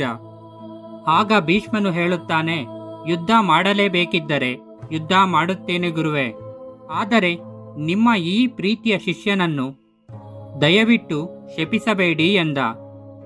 ಇಬ್ಬರ ನಡುವೆ ಘೋರ ಯುದ್ಧ ಆರಂಭವಾಯಿತು. ನೋಡುವುದಕ್ಕೆಂದು ದೇವತೆಗಳೆಲ್ಲ ಅಂತರಿಕ್ಷದಲ್ಲಿ ನೆರೆದರು. ಅನೇಕ ದಿನಗಳವರೆಗೆ ಯಾರೊಬ್ಬರು ಸೋಲಲೂ ಇಲ್ಲ, ಗೆಲ್ಲಲೂ ಇಲ್ಲ. ಕೊನೆಗೆ ಬೇಸರಗೊಂಡ ಭೀಷ್ಮನು ಇಡೀ ಪ್ರಪಂಚವನ್ನೇ ನಾಶಗೊಳಿಸುವಂತಹ ಅಸ್ತ್ರವನ್ನು ಬಳಸುವನೆಂದು ನಿರ್ಧರಿಸಿಕೊಂಡ. ಆಗ ದೇವತೆಗಳು ನಾರದನನ್ನು ರುದ್ರನನ್ನು ಮುಂದಿಟ್ಟುಕೊಂಡು ಭೀಷ್ಮನಲ್ಲಿಗೆ ಬಂದು, ಭೀಷ್ಮ, ಈ ಯುದ್ಧವನ್ನು ನಿಲ್ಲಿಸು. ಅಸ್ತ್ರವನ್ನು ಬಿಡಬೇಡ. ನೀನು ಈ ಲೋಕವನ್ನು ನಾಶ ಮಾಡಲು ಜನಿಸಿದವನಲ್ಲ. ಅದಕ್ಕೆ ಬೇರೆಯವರು ಇದ್ದಾರೆ ಎಂದು ಹೇಳಿ ನೀನೇ ಮೊದಲು ಯುದ್ಧವನ್ನು ನಿಲ್ಲಿಸಬೇಕು. ಗುರುವನ್ನು ಯುದ್ಧ ನಿಲ್ಲಿಸುವಂತೆ ಮಾಡುವುದು ಅವನಿಗೆ ಅಪಮಾನ ಎಂದು ಮನವೊಲಿಸಿದರು. ಭೀಷ್ಮನು ಒಪ್ಪಿದ. ಭಾರ್ಗವನು ಶಿಷ್ಯನಾದ ಭೀಷ್ಮನನ್ನು ಆಲಂಗಿಸಿಕೊಂಡು, ನೀನು ಶ್ರೇಷ್ಠನಾದ ವೀರನಾಗಿರುವೆ. ನಿನ್ನನ್ನು ನಾನೂ ಸಹ ಸೋಲಿಸಲಾಗಲಿಲ್ಲ ಎಂದ. ಅಂಬೆಯ ಕಡೆಗೆ ತಿರುಗಿ, ಮಗು, ನೀನೇ ನೋಡಿದೆಯಲ್ಲವೇ, ನಾನು ನನ್ನಿಂದ ಆದಷ್ಟು ಪ್ರಯತ್ನಿಸಿದೆ. ಆದರೆ ಭೀಷ್ಮ ಪ್ರತಿಜ್ಞೆಯನ್ನು ಮುರಿಯಲಾರದೆ ಅವನು ಸತ್ಯಪಥದಿಂದ ಸ್ವಲ್ಪವೂ ಅತ್ತಿತ್ತ ಚಲಿಸುವನಲ್ಲ. ದಯವಿಟ್ಟು ಹೊರಟು ಹೋಗು. ನಿನ್ನ ಆಸೆಯನ್ನು ಸಲ್ಲಿಸಲು ನನಗೆ ಸಾಧ್ಯವಾಗಲಿಲ್ಲ ಎಂದ. ಅಂಬೆ ಆ ಅರಣ್ಯವನ್ನು ಬಿಟ್ಟು ಬೇರೆಡೆಗೆ ಹೊರಟು ಹೋದಳು. ಅವಳು ಘೋರ ತಪಸ್ಸನ್ನು ಆಚರಿಸಿದಳು. ಈಶ್ವರನಾದ ಷಣ್ಮುಖನಿಗೆ ಅವಳನ್ನು ಕಂಡು ಕರುಣೆಯುಂಟಾಯಿತು. ಅವನು ಅವಳ ಎದುರಿಗೆ ಪ್ರತ್ಯಕ್ಷನಾದನು. ಅವಳಿಗೆ ಎಂದೆಂದಿಗೂ ಬಾಡದ ಕಮಲ ಪುಷ್ಪಗಳ ಮಾಲೆಯೊಂದನ್ನು ಕೊಟ್ಟು, ಮಗುವೆ, ಈ ಮಾಲೆಯನ್ನು ತೆಗೆದುಕೋ. ಈ ಮಾಲೆಯನ್ನು ಯಾರು ತಮ್ಮ ಕುತ್ತಿಗೆಗೆ ಹಾಕಿಕೊಳ್ಳುವರೋ ಅವರೇ ಭೀಷ್ಮನನ್ನು ಕೊಲ್ಲುವರೆಂದು ತಿಳಿ. ಅಂಬೆಗೆ ತುಂಬಾ ಸಂತೋಷವಾಯಿತು. ಸೇಡು ತೀರಿಸಿಕೊಳ್ಳುವುದು ಹೇಗೆಂದು ಯೋಚಿಸುತ್ತಾ ಅವಳು ಅಲ್ಲಿಂದ ಹೊರಟಳು. ಅಂಬೆಯು ದೇಶದ ಪ್ರತಿಭಾ ರಾಜರುಗಳೆಲ್ಲರನ್ನೂ ಭೇಟಿ ಮಾಡಿ ಭೀಷ್ಮನನ್ನು ಕೊಲ್ಲಲು ತನಗೆ ಸಹಾಯ ಮಾಡಿ ಎಂದು ಕೇಳಿಕೊಂಡಳು. ಈಶ್ವರನು ಕೊಟ್ಟ ಮಾಲೆ ಹಾಕಿಕೊಂಡರೆ ಜಯವು ಖಚಿತವೆಂದು ಹೇಳಿದರೂ ಸಹ ಯಾರೊಬ್ಬರೂ ಒಪ್ಪಲಿಲ್ಲ. ಮಹಾವೀರನಾದ ಭೀಷ್ಮನನ್ನು ಎದುರು ಹಾಕಿಕೊಳ್ಳಲು ಯಾರೊಬ್ಬರಿಗೂ ಧೈರ್ಯವಿರಲಿಲ್ಲ. ಅಂಬೆಯು ಪಾಂಚಾಳ ರಾಜನಾದ ದೃಪದನ ಆಸ್ಥಾನಕ್ಕೆ ಹೋದಳು. ಎಲ್ಲ ಸಂಗತಿಯನ್ನು ವಿವರಿಸಿ ತನಗೆ ಸಹಾಯ ಮಾಡಬೇಕೆಂದು ಕೇಳಿಕೊಂಡಳು. ಅವಳು ಹೇಳಿರುವುದನ್ನೆಲ್ಲ ಸಮಾಧಾನವಾಗಿ ಕೇಳಿದ ಅವನು, ನಿನಗೆ ಒದಗಿದ ದುರ್ಗತಿ ಕಂಡು ನನಗೆ ದುಃಖವಾಗಿದೆ. ಆದರೆ ಭೀಷ್ಮನಲ್ಲದೆ ಇನ್ಯಾರಾದರೂ ಆಗಿದ್ದರೆ ನಾನು ಇದನ್ನು ಕೈಗೊಳ್ಳುತ್ತಿದ್ದೆ. ಭೀಷ್ಮನು ಯಾವಾಗಲೂ ನ್ಯಾಯಬದ್ಧನಾಗಿರುವನು. ಅವನೊಂದಿಗೆ ಯುದ್ಧ ಮಾಡಲು ನನಗೆ ಕಾರಣ ಯಾವುದೂ ಇಲ್ಲ. ಅವನು ಅತ್ಯಂತ ಶಕ್ತಿವಸ್ತನೇ ಅಲ್ಲ, ಸತ್ಯವಂತ ಕೂಡ ಹೌದು. ದಯವಿಟ್ಟು ನನ್ನನ್ನು ಕ್ಷಮಿಸು. ನಿನ್ನ ಕೋರಿಕೆಯನ್ನು ನಾನು ನೆರವೇರಿಸಲಾರೆ ಎಂದು ಬಿಟ್ಟ. ಅಂಬೆಗೆ ಬಹಳ ನಿರಾಸೆಯಾಯಿತು. ಈಶ್ವರನು ಅನುಗ್ರಹಿಸಿದ ಕಮಲ ಪುಷ್ಪಗಳ ಮಾಲೆಯನ್ನು ಅವಳು ಸಿಟ್ಟಿನಿಂದ ದೃಪದನ ಆಸ್ಥಾನದ ಒಂದು ಕಂಬಕ್ಕೆ ಕಟ್ಟಿದಳು. ಇದ್ದಕ್ಕಿದ್ದಂತೆ ಅಂಬೆ ಮಾಡಿದ ಈ ಕೆಲಸದಿಂದ ದೃಪದನು ಸುಮ್ಮನಾಗಿದ್ದನು. ಪ್ರತಿಯೊಬ್ಬರಿಗೂ ಭೀಷ್ಮನೆಂದರೆ ಭಯ. ಕೋಪದಿಂದಿದ್ದ ಅಂಬೆ ಮಾಲೆಯನ್ನು ಅಲ್ಲೇ ಬಿಟ್ಟು ಸಭಾತ್ಯಾಗ ಮಾಡಿದಳು. ಯಾರೊಬ್ಬರಿಗೂ ಅದನ್ನು ಮುಟ್ಟಲು ಅವಕಾಶವಾಗದಂತೆ ದೃಪದನು ಅದಕ್ಕೆ ಕಾವಲು ಹಾಕಿದನು. ಅಂಬೆ ಮತ್ತೊಮ್ಮೆ ಕಾಡಿಗೆ ಹೋಗಿ ಮತ್ತೊಮ್ಮೆ ಉಗ್ರ ತಪಸ್ಸಿಗೆ ಕುಳಿತಳು. ಅವಳ ಹೃದಯದಲ್ಲಿ ಭೀಷ್ಮನ ಮೇಲಿನ ದ್ವೇಷ ಸೇಡುಗಳಲ್ಲದೆ ಇನ್ನು ಯಾವ ಭಾವಕ್ಕೂ ಅವಕಾಶವಿರಲಿಲ್ಲ. ಭೀಷ್ಮನು ಸಾಯುವುದು ನೋಡಬೇಕೆನ್ನುವುದಲ್ಲದೆ ಅವಳಿಗೆ ಇನ್ಯಾವ ಆಸೆಯೂ ಇರಲಿಲ್ಲ. ಅವಳ ತಪಸ್ಸು ಬಹುಕಾಲ ಮುಂದುವರಿಯಿತು. ಒಮ್ಮೆ ಶಿವನು ಅವಳ ಮುಂದೆ ಪ್ರತ್ಯಕ್ಷನಾಗಿ, ಮಗು, ದುಃಖಿಸಬೇಡ, ಮುಂದಿನ ಜನ್ಮದಲ್ಲಿ ನೀನೇ ಭೀಷ್ಮನನ್ನು ಕೊಲ್ಲುವೆ ಎಂದ. ಅಂಬೆಗೆ ತಾಳ್ಮೆ ತಪ್ಪಿತು. ಅವಳೆಂದಳು, ಮುಂದಿನ ಜನ್ಮದಲ್ಲಿ ಈ ದ್ವೇಷ ಜ್ಞಾಪಕದಲ್ಲಿರುವುದಿಲ್ಲ. ನಾನು ಅವನನ್ನು ಕೊಲ್ಲಬಹುದೇ? ಆದರೆ ಸೇಡು ತೀರಿಸಿಕೊಂಡ ತೃಪ್ತಿ ನನಗಿರುವುದಿಲ್ಲ. ಅವನನ್ನು ನಾನು ಈಗಲೇ ಕೊಲ್ಲಬೇಕು. ಶಂಕರನು ನಕ್ಕು, ಹೆದರಬೇಡ, ಈ ಜನ್ಮದ ಪ್ರತಿಯೊಂದು ಘಟನೆಯನ್ನು ನೀನು ಮುಂದಿನ ಜನ್ಮದಲ್ಲಿ ನೆನಪಿನಲ್ಲಿಡುವೆ. ಪಾಂಚಾಳ ರಾಜ ದೃಪದನ ಮಗಳಾಗಿ ಹುಟ್ಟುವೆ. ಮೊದಲು ಹೆಣ್ಣಾಗಿದ್ದು ಅನಂತರ ಪುರುಷನಾಗುವೆ. ನೀನು ಖಂಡಿತವಾಗಿಯೂ ನಿನ್ನ ಶತ್ರು ಭೀಷ್ಮನನ್ನು ಕೊಂದು ಸೇಡು ತೀರಿಸಿಕೊಳ್ಳುವೆ ಎಂದು ನಾನು ಭರವಸೆ ಕೊಡುತ್ತೇನೆ ಎಂದು ಹೇಳುತ್ತಾನೆ. ಅಂಬೆ ದೊಡ್ಡದೊಂದು ಚಿತೆಯನ್ನೇರ್ಪಡಿಸಿಕೊಂಡು ಉರಿಯುತ್ತಿರುವ ಅದರಲ್ಲಿ ಹಾರಿ ದೇಹತ್ಯಾಗ ಮಾಡಿದಳು. ನಂತರ ಅವಳು ದೃಪದನ ಮಗಳಾಗಿ ಹುಟ್ಟಿದಳು. ಒಂದು ದಿನ ಆಟವಾಡುತ್ತಿರುವಾಗ ಅಲ್ಲಿ ಕಂಬಕ್ಕೆ ಕಟ್ಟಿದ ಮಾಲೆಯನ್ನು ತೆಗೆದು ಹಾಕಿಕೊಂಡು ಬಿಟ್ಟಳು. ದೃಪದನು ಇದನ್ನು ಕೇಳಿ ಓಡೋಡಿ ಬಂದನು. ಮಗುವು ಮಾಡಿದ ಕೆಲಸವನ್ನು ನೋಡಿ ಭಯದಿಂದ ತಲ್ಲಾಣಿಸಿ ಹೋದನು. ಮಗುವು ಶಾಂತವಾಗಿ ನಗುತ್ತಾ, ತಂದೆಯೇ, ಭಯಪಡದಿರು. ಈ ಮಾಲೆಯನ್ನು ಧರಿಸಿಕೊಳ್ಳುವ ಏಕಮಂತ್ರ ಉದ್ದೇಶದಿಂದ ನಾನು ನಿನ್ನ ಹೊಟ್ಟೆಯಲ್ಲಿ ಹುಟ್ಟಿ ಬಂದಿದ್ದೇನೆ. ನೀನು ಶಾಂತವಾಗಿರು. ಉಳಿದಿರುವುದೆಲ್ಲವನ್ನು ನನಗೆ ಬಿಡು ಎಂದಿತು.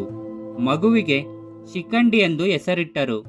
ದ್ರೋಣಾಚಾರ್ಯನ ಬಳಿ ವಿದ್ಯಾಭ್ಯಾಸವೂ ನಡೆಯಿತು. ಲೋಕದ ಎಲ್ಲರೂ ತಿಳಿದಂತೆ ಗುರುವಾದ ದ್ರೋಣನು ಅವಳನ್ನು ಪುರುಷನೆಂದೇ ತಿಳಿದಿದ್ದನು. ಯಕ್ಷನೊಬ್ಬನ ದಯೆಯಿಂದ ಅಂಬೆ ತನ್ನ ಲಿಂಗವನ್ನು ಬದಲಿಸಿಕೊಂಡು ಪುರುಷತ್ವವನ್ನು ಪಡೆದು ದೃಪದನ ಮನೆಯಲ್ಲಿ ಬೆಳೆಯುತ್ತಿದ್ದಳು. ಅವಳ ಹೃದಯದಲ್ಲಿ ಭೀಷ್ಮನ ಮೇಲಿನ ದ್ವೇಷದ ಜ್ವಾಲೆ ದಗದಗನೆ ಉರಿಯುತ್ತಿತ್ತು.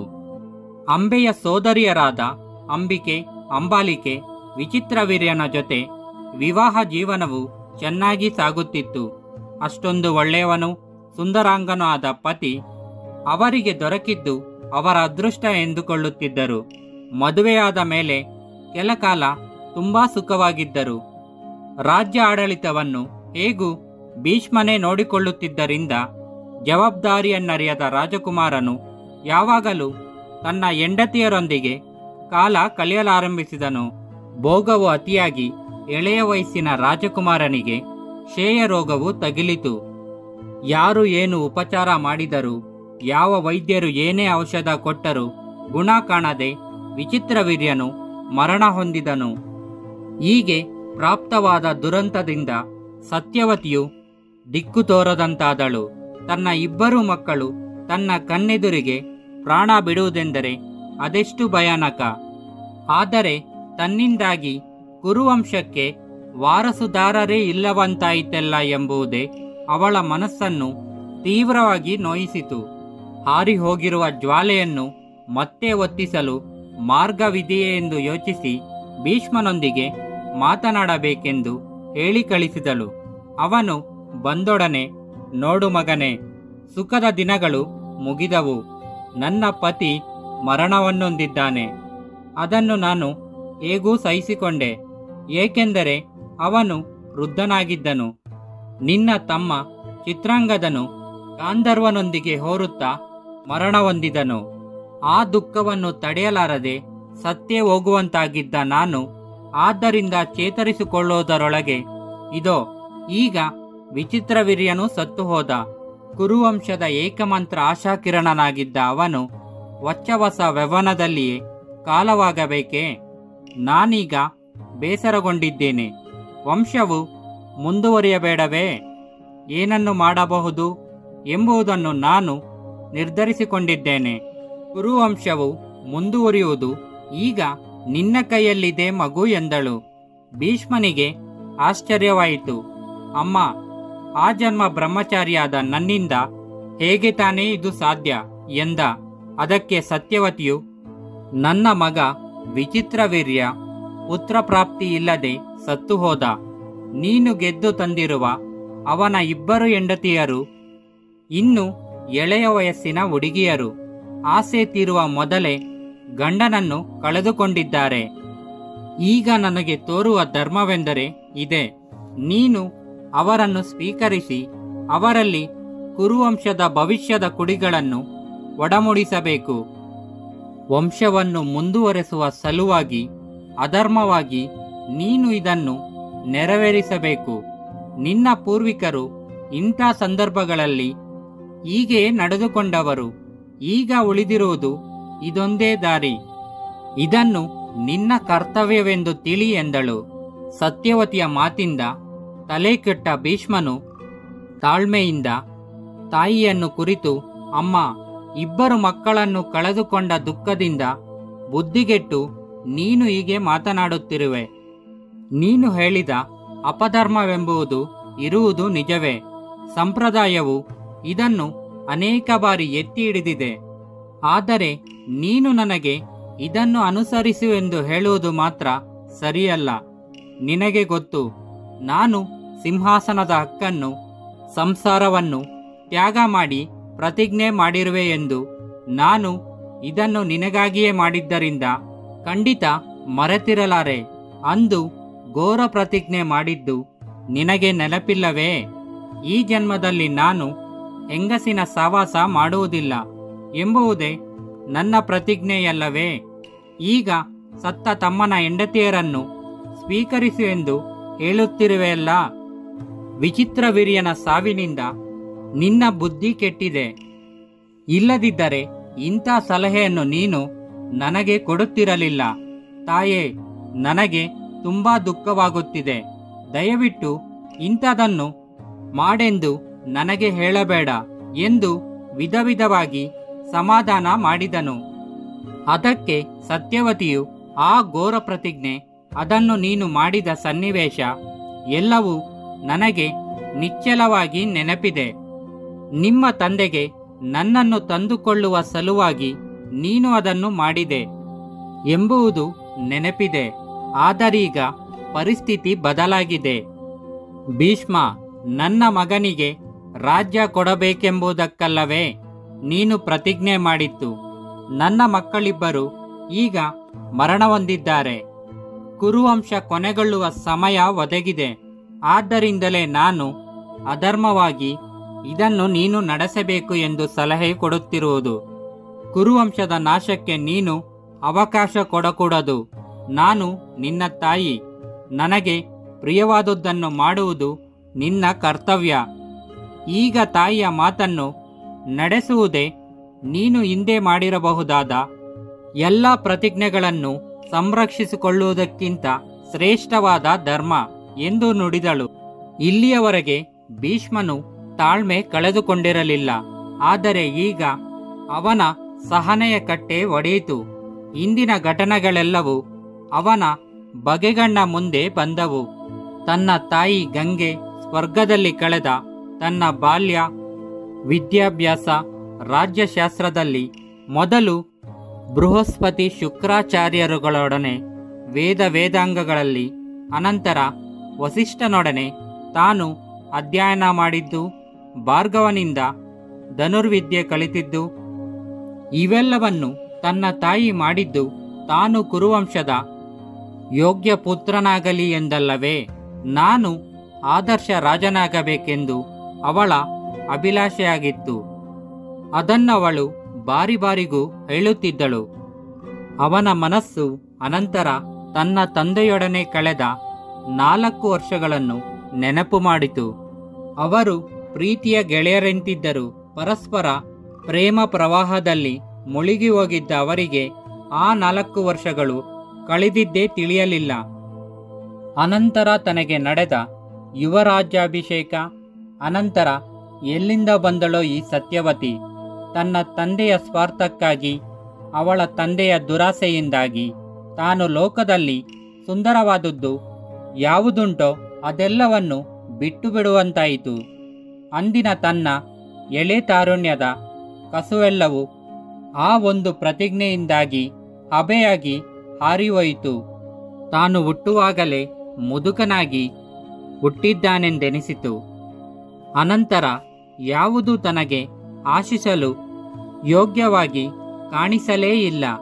ತಾನು ಆವರೆಗೆ ಹೆಣೆದಿದ್ದ ಈ ಕಪ್ಪು ಬಿಳುಪಿನ ಬಟ್ಟೆಯಲ್ಲಿ ಹಾಗೆ ಹೀಗೆ ಹಾದು ಹೋದ ಕೆಂಪು ನೂಲಿನ ಹಾಗೆ ಬಂದಳು ಈ ಅಂಬೆ. ಇದ್ದ ಸ್ವಲ್ಪ ಕಾಲದಲ್ಲಿ ಏನು ಅವಳಿ ಮಾಡಿಬಿಟ್ಟಳು. ಸ್ವೀಕರಿಸಲು ಅಸಾಧ್ಯವಾದ್ದರಿಂದ ತಾನು ಅವಳನ್ನು ನಿರಾಕರಿಸಬೇಕಾಯಿತು. ಆ ಆಳು ಪ್ರತಿಜ್ಞೆಯಿಂದಾಗಿ ಆ ಬಡಪಾಯಿ ಹುಡುಗಿಯ ಹೃದಯವನ್ನು ಒಡೆಯಬೇಕಾಯಿತು. ಅವಳ ಸ್ತ್ರೀತತ್ವದ ಸರ್ವವಶ ಮಾಡಬೇಕಾಯಿತು. ಗುರುವಿನ ಮಾತನ್ನು ಮೀರಬೇಕಾಯಿತು. ಈಗ ಈ ಮಲತಾಯಿ ತಾಯಿಯ ಆಜ್ಞೆಯಂತೆ ತನ್ನ ಸತ್ತ ತಮ್ಮನ ಹೆಂಡತಿಯರನ್ನು ಸ್ವೀಕರಿಸಬೇಕೆಂತೆ. ಭೀಷ್ಮನು ಕೋಪದಿಂದ ನಡುಗುವ ಕಂಠದಿಂದ, ಅಮ್ಮ, ನನ್ನ ಮನಸ್ಸಿನ ಬಲವನ್ನು, ನನ್ನ ಧರ್ಮ ಅದೆಷ್ಟು ದೃಢವಾದುದು ಎಂಬುದು ನಿನಗೆ ಗೊತ್ತಿಲ್ಲ. ಯಾವ ಶಕ್ತಿಯು ನೀನು ಹೇಳುವುದನ್ನು ನನ್ನಿಂದ ಮಾಡಿಸಲಾರದು. ಭೂಮಿ ತನ್ನ ಗಂಧವನ್ನು ಕಳೆದುಕೊಳ್ಳಬಹುದು, ನೀರು ತನ್ನ ರುಚಿಯನ್ನು ಕಳೆದುಕೊಳ್ಳಬಹುದು, ಸೂರ್ಯನು ತನ್ನ ಬೆಳಕನ್ನು ಕಳೆದುಕೊಳ್ಳಬಹುದು, ಚಂದ್ರನು ತನ್ನ ಪ್ರಕಾಶವನ್ನು ಕಳೆದುಕೊಳ್ಳಬಹುದು, ಸಾಕ್ಷಾತ್ ಧರ್ಮನೇ ತನ್ನ ಧರ್ಮವನ್ನು ಬಿಟ್ಟುಕೊಡಬಹುದು. ಆದರೆ ನಾನು ಮಾತ್ರ ಸತ್ಯಪಥವನ್ನು ಬಿಡಲಾರೆ. ನನಗೆ ಸತ್ಯವೆಂಬುದು ಸ್ವರ್ಗದ ಎಲ್ಲ ಭೋಗಭಾಗ್ಯಗಳಿಗಿಂತ ಹೆಚ್ಚು. ಲೋಕವೇ ಪ್ರಳಯಕ್ಕೆ ತುತ್ತಾಗಬಹುದು, ಆದರೆ ನನ್ನ ಮನಸ್ಸಿನ ಬಲ ಮಾತ್ರ ಎಂದೆಂದಿಗೂ ತಗ್ಗದು. ಯಾರು ಯಾವುದು ನನ್ನನ್ನು ಚಲಿಸುವಂತೆ ಮಾಡಲಾರದು. ಈ ಪ್ರತಿಜ್ಞೆಗಾಗಿ ನಾನು ಒಮ್ಮೆ ನನ್ನ ಗುರುವನ್ನೇ ವಿರೋಧಿಸುವ ಧೈರ್ಯ ಮಾಡಿದೆ. ನಿನ್ನ ಮಾತುಗಳು ನನ್ನ ಮೇಲೆ ಏನೂ ಪರಿಣಾಮ ಮಾಡವು. ಈ ಮೂರ್ಖ ಪ್ರಯತ್ನವನ್ನು ಬಿಟ್ಟುಬಿಡು ಎಂದು ಹೇಳುತ್ತಾನೆ. ಸತ್ಯವತಿಯು ತನ್ನ ಮಗನ ಹೆಂಡತಿಯರನ್ನು ಮದುವೆಯಾಗು ಎಂದು ಪುನಃ ಪುನಃ ಭೀಷ್ಮನ ಮೇಲೆ ಒತ್ತಡ ತರಲು ಪ್ರಯತ್ನಿಸುತ್ತಲೇ ಇದ್ದಳು. ಆದರೆ ಭೀಷ್ಮನು ಮಾತ್ರ ಅವಳ ಮಾತುಗಳನ್ನು ಅವನು ಲೆಕ್ಕಿಸಲೇ ಇಲ್ಲ. ಸತ್ಯವತಿಗೆ ದುಃಖ ಸಹಿಸಲಾಗಲಿಲ್ಲ. ಸತ್ಯವತಿಯು ದುಃಖಿಸುತ್ತಿರುವುದನ್ನು ನೋಡಿ ನೋಡಿ ಭೀಷ್ಮನಿಗೂ ದುಃಖವಾಯಿತು. ಅವಳ ಮೇಲಿನ ಅನುಕಂಪದಿಂದ ಭೀಷ್ಮನು ಸತ್ಯವತಿಗೆ ಹೇಳುತ್ತಾನೆ, ಅಮ್ಮ, ವಂಶವು ಮುಂದುವರಿಯುವ ಬಗ್ಗೆ ನನ್ನ ಸಲಹೆಯೊಂದಿದೆ. ಕೂಲಿನ ವಂಶವೊಂದು ಕೊನೆಗೊಳ್ಳಬಹುದೆಂಬ ಭಯವು ತಲೆತೋರಿದಾಗ ಬ್ರಾಹ್ಮಣನೊಬ್ಬನಿಂದ ಅದನ್ನು ಪುನರ್ಜೀವನಗೊಳಿಸಿಕೊಳ್ಳಬಹುದು ಎನ್ನುವರು. ನನ್ನ ಗುರು ಭಾರ್ಗವನು ಕ್ಷೇತ್ರಿಯರೆಲ್ಲರನ್ನು ಸಂಹರಿಸಿದಾಗ ಅನೇಕ ರಾಜವಂಶಗಳು ಮುಂದುವರಿಯುವಂತೆ ಮಾಡಿದ್ದು ಹೀಗೆಯೇ. ಯೋಗ್ಯನಾದ ಬ್ರಾಹ್ಮಣನೊಬ್ಬನನ್ನು ನೀನು ಯೋಚಿಸುವುದಾದರೆ ಸಿಂಹಾಸನಕ್ಕೊಬ್ಬ ಉತ್ತರಾಧಿಕಾರಿಯನ್ನು ಕರುಣಿಸಿ ಎಂದು ಅವನನ್ನು ನಾನು ಪ್ರಾರ್ಥಿಸಿಕೊಳ್ಳಬಹುದು. ಇದು ಈ ಹಿಂದೆಯೂ ಇದ್ದ ಸಂಪ್ರದಾಯ. ಮಹಾಋಷಿಗಳು ಸಹ ಇದನ್ನು ಅನುಮೋದಿಸುವರು ಎಂದನು. ಬಡಪಾಯಿ ಸತ್ಯವತಿ ಈ ಏರ್ಪಾಟಿಗೆ ಒಪ್ಪದೆ ನಿರ್ವಾಹವಿರಲಿಲ್ಲ. ಆದರೆ ಕುರುವಂಶದ ಉದ್ಧಾರಕ್ಕೆ ತನ್ನ ರಕ್ತವನ್ನು ಭೀಷ್ಮನು ಕೊಡಲಿಲ್ಲವೆಂಬ ಅಸಮಾಧಾನವು ಉಳಿದೇ ಉಳಿಯಿತು. ಅನೇಕ ದಿನಗಳವರೆಗೆ ಅಳಿದು ಸುರಿದು ಸತ್ಯವತಿಯು ಶಾಂತನು ತನ್ನನ್ನು ನೋಡುವುದಕ್ಕೂ ಬಹಳ ಮುಂಚೆ ಪರಾಶರ ಮಹರ್ಷಿಯು ತನ್ನಲ್ಲಿ ವ್ಯಾಸನೊಬ್ಬ ಪುತ್ರನನ್ನು ಪಡೆದಿದ್ದ ಸಂಗತಿಯನ್ನು ಭೀಷ್ಮನಿಗೆ ತಿಳಿಸಿದಳು. ವ್ಯಾಸನನ್ನು ಕರೆಯಬಹುದೆಂಬ ಅವಳ ಯೋಚನೆಗೆ ಭೀಷ್ಮನೂ ಒಪ್ಪಿದನು. ಸತ್ಯವತಿಯು ತನ್ನ ಚೊಚ್ಚಲ ಮಗು ವ್ಯಾಸನನ್ನು ಸ್ಮರಿಸಿಕೊಂಡಳು. ವ್ಯಾಸನು ತಾಯಿಯ ಕರೆಗೆ ಹೋಗೊಟ್ಟಿ ಧವಿಸಿ ಬಂದನು. ಎಲ್ಲವನ್ನೂ ನಿವೇದಿಸಿದ ಸತ್ಯವತಿಯು ತನ್ನ ಬೇಡಿಕೆಯನ್ನು ಅವನ ಮುಂದಿಟ್ಟಳು. ವ್ಯಾಸನು, ಅಮ್ಮ, ನೀನು ನನಗೆ ಜನ್ಮ ಕೊಟ್ಟವಳು. ನಿನ್ನ ಅಣತಿಯು ನನಗೆ ಶಿರೋಧಾರ್ಯ. ನಿನ್ನ ಅಪೇಕ್ಷೆಯನ್ನು ನಾನು ಪೂರೈಸುವೆನು. ಆದರೆ ವಿಚಿತ್ರವೀರ್ಯನ ಹೆಂಡತಿಯರು ನನ್ನನ್ನು ಸ್ವಾಗತಿಸುವಂತೆ ಮಾಡುವ ಭಾರ ಮಾತ್ರ ನಿನ್ನದು. ಅವರು ನನ್ನನ್ನು ನೋಡಿ ಹೆದರಬಾರದು ಎಂದು ಸಮ್ಮತಿಸಿದನು. ಸೊಸೆಯರೊಂದಿಗೆ ಮಾತನಾಡಿ ಅವರನ್ನು ಓಡಂಬಿಸಲು ಸತ್ಯವತಿ ಒಪ್ಪಿದಳು. ಅಂಬಿಕೆಯ ಬಳಿಗೆ ಹೋಗಿ ಪರಿಸ್ಥಿತಿಯ ಗಂಭೀರತೆಯನ್ನು ಮನಮುಟ್ಟುವಂತೆ ಅವಳಿಗೆ ವಿವರಿಸಿದಳು. ಕುರುವಂಶವನ್ನು ಬೆಳೆಸಿ ಬೆಳಗಿಸುವುದು ಅವಳ ಕರ್ತವ್ಯವೆಂದು ವ್ಯಾಸನನ್ನು ಅವಳು ಸೂಕ್ತ ರೀತಿಯಲ್ಲಿ ಬರಮಾಡಿಕೊಳ್ಳಬೇಕೆಂದು ಬೋಧಿಸಿದಳು. ಬೇರೆ ಮಾರ್ಗವಿಲ್ಲದೆ ಅಂಬಿಕೆಯು ಒಪ್ಪಿದಳು. ಅಂಬಿಕೆ ತನ್ನ ಅಂತಃಪುರದಲ್ಲಿ ವ್ಯಾಸನ ಬರವಿಗಾಗಿ ಕಾಯುತ್ತಿದ್ದಳು. ಬರುತ್ತಿದ್ದ ಅವನನ್ನು ನೋಡಿದಳು. ಮಹರ್ಷಿಯ ಅಸಹ್ಯಕರವೂ ಘೋರವೂ ಆದ ಅವನ ರೂಪವನ್ನು ಕಂಡು ಭಯಪಟ್ಟಳು. ರಾತ್ರಿಯನ್ನು ಅವನೊಂದಿಗೆ ಕಳೆಯಬೇಕಾದ ಸಂದರ್ಭವನ್ನು ನೆನೆದು ಬೇಸರಗೊಂಡಳು. ಮಾಡುವುದೇನು? ಜೋರಾಗಿ ಕಣ್ಣು ಮುಚ್ಚಿಕೊಂಡವಳು ತೆರೆಯಲೇ ಇಲ್ಲ. ಘೋರ ರಾತ್ರಿ ಕೊನೆಗೂ ಕಳೆದು ಬೆಳಗಾಯಿತು. ಸತ್ಯವತಿ ವ್ಯಾಸನಿಗಾಗಿ ಆತಂಕದಿಂದ ಕಾಯುತ್ತಿದ್ದಳು. ಅಂಬಿಕೆಗೆ ಒಬ್ಬ ಬಲಶಾಲಿಯಾದ ಮಗನು ಹುಟ್ಟುವನು. ಆದರೆ ತನ್ನನ್ನು ನೋಡಲು ಭಯಪಟ್ಟು ರಾತ್ರಿ ಇಡೀ ಅವಳು ಕಣ್ಣು ಮುಚ್ಚಿಕೊಂಡೇ ಇದ್ದರಿಂದ ಆ ಮಗನು ಕುರುಡನಾಗಿ ಹುಟ್ಟುವನು ಎಂದ ವ್ಯಾಸನ ಮಾತನ್ನು ಕೇಳಿ ಅವಳಿಗೆ ನಿರಾಸೆವಾಯಿತು. ಸೊಸೆಯ ಮೇಲಿನ ಕೋಪ ಭುಗಿಲೆತ್ತಿತು. ಆದರೆ ಆಗಿ ಹೋದನ್ನು ಅಳಿಸಲಾಗುವುದೇ? ಇನ್ನೊಮ್ಮೆ ಬಂದು ಅಂಬಾಲಿಕೆಗೂ ಒಬ್ಬ ಮಗನನ್ನು ಕರುಣಿಸಬೇಕೆಂದು ವ್ಯಾಸನನ್ನು ಕೇಳಿಕೊಂಡಳು. ವ್ಯಾಸನು ಒಪ್ಪಿದನು. ಅಂಬಾಲಿಕೆಯು ವ್ಯಾಸನನ್ನು ನೋಡಿ ಅಷ್ಟೇ ಹೆದರಿಕೊಂಡಳು, ಅಸಹ್ಯ ಪಟ್ಟಿಕೊಂಡಳು.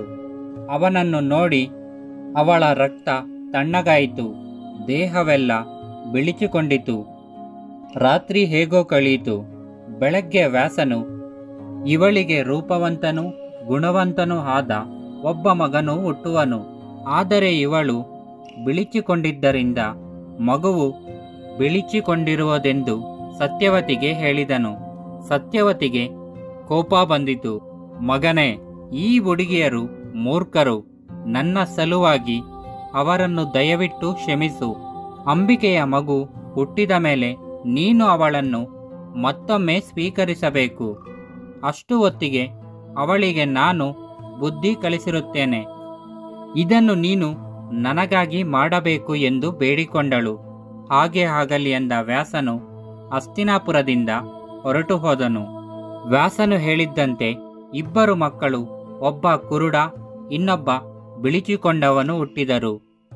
ಅವರಿಗೆ ವ್ಯಾಸನ ಸಲಹೆಯಂತೆ ಋತರಾಷ್ಟ್ರ, ಪಾಂಡು ಎಂದು ಹೆಸರಿಟ್ಟರು. ಸತ್ಯವತಿಯು ಪುನಃ ವ್ಯಾಸನನ್ನು ಕರೆಯಲು ನಿರ್ಧರಿಸಿದಳು. ಸೊಸೆಯನ್ನು ಕರೆದು, ನೀನು ಕಣ್ಣು ಮುಚ್ಚಿಕೊಂಡಿದ್ದರಿಂದಲೇ ನಿನಗೆ ಕುರುಡು ಮಗ ಹುಟ್ಟಿದ್ದಾನೆ. ಈ ಬಾರಿ ಅಂತಹ ಹುಚ್ಚುತನ ಮಾಡಬೇಡ ಎಂದು ಚೆನ್ನಾಗಿ ಬುದ್ಧಿ ಹೇಳಿದಳು. ಭಯದಿಂದ ಅಂಬಿಕೆಗೆ ವ್ಯಾಸನನ್ನು ಕಲ್ಪಿಸಿಕೊಳ್ಳಲು ಸಹ ಸಾಧ್ಯವಾಗುತ್ತಿರಲಿಲ್ಲ. ವ್ಯಾಸನು ಬಂದಾಗ ಅವನೊಡನೆ ಇರಲು ತನ್ನ ದಾಸಿಯನ್ನು ಕಳಿಸುವಂತೆ ನಿರ್ಧರಿಸಿದಳು. ಆ ದಾಸಿ ಹೆದರಿಕೊಳ್ಳದೆ ವ್ಯಾಸನನ್ನು ಭಕ್ತಿಯಿಂದ ಸೇವಿಸಿದಳು.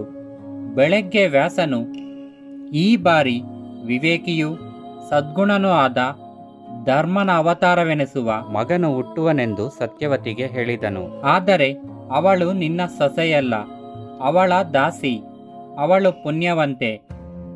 ನನ್ನ ಉತ್ತಮೋತ್ತಮ ಪುತ್ರನನ್ನು ಹೇರುವಳು. ನಾನು ನನ್ನಿಂದಾದಷ್ಟು ನಿನಗೆ ಸಹಾಯ ಮಾಡಿರುವೆ. ಆದರೆ ಅದು ಈಗಾಯಿತು. ನೀನು ಇನ್ನು ನನ್ನನ್ನು ಸಹಾಯ ಕೇಳಬೇಡ. ಲೋಕದ ಸಮಸ್ತ ಬಂಧಗಳಿಂದಲೂ ದೂರವಾಗಿರುವ ನನ್ನಂಥವನು ಯಾವ ಕಾರಣಕ್ಕೂ 3 ಬಾರಿಗಿಂತ ಹೆಚ್ಚಾಗಿ ಸ್ವೀಕಾರದ ಮಾಡುವುದು ತರವಲ್ಲ. ನೀನು ನನ್ನ ತಾಯಿ, ನಿನ್ನ ಆಜ್ಞೆಯಂತೆ ಮಾಡಿದೆ.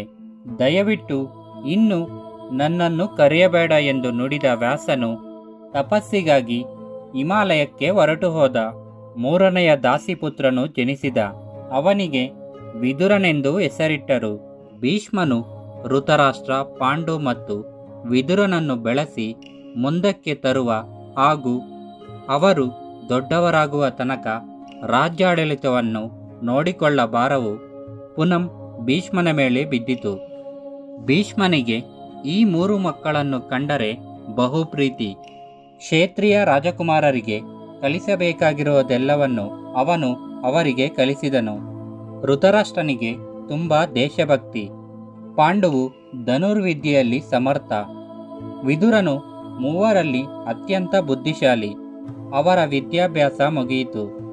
ಭೀಷ್ಮ ಧೃತರಾಷ್ಟ್ರನಿಗೆ ಯುವರಾಜನಾಗಿ ಪಟ್ಟಾಭಿಷೇಕ ಮಾಡಿದ. ಸಮಸ್ತ ಆಯುಧಗಳಲ್ಲಿ ನೈಪುಣ್ಯ ಪಡೆದಿದ್ದ ಪಾಂಡುವಿಗೆ ಸೇನಾಧಿಪತ್ಯ ವಹಿಸಲಾಯಿತು.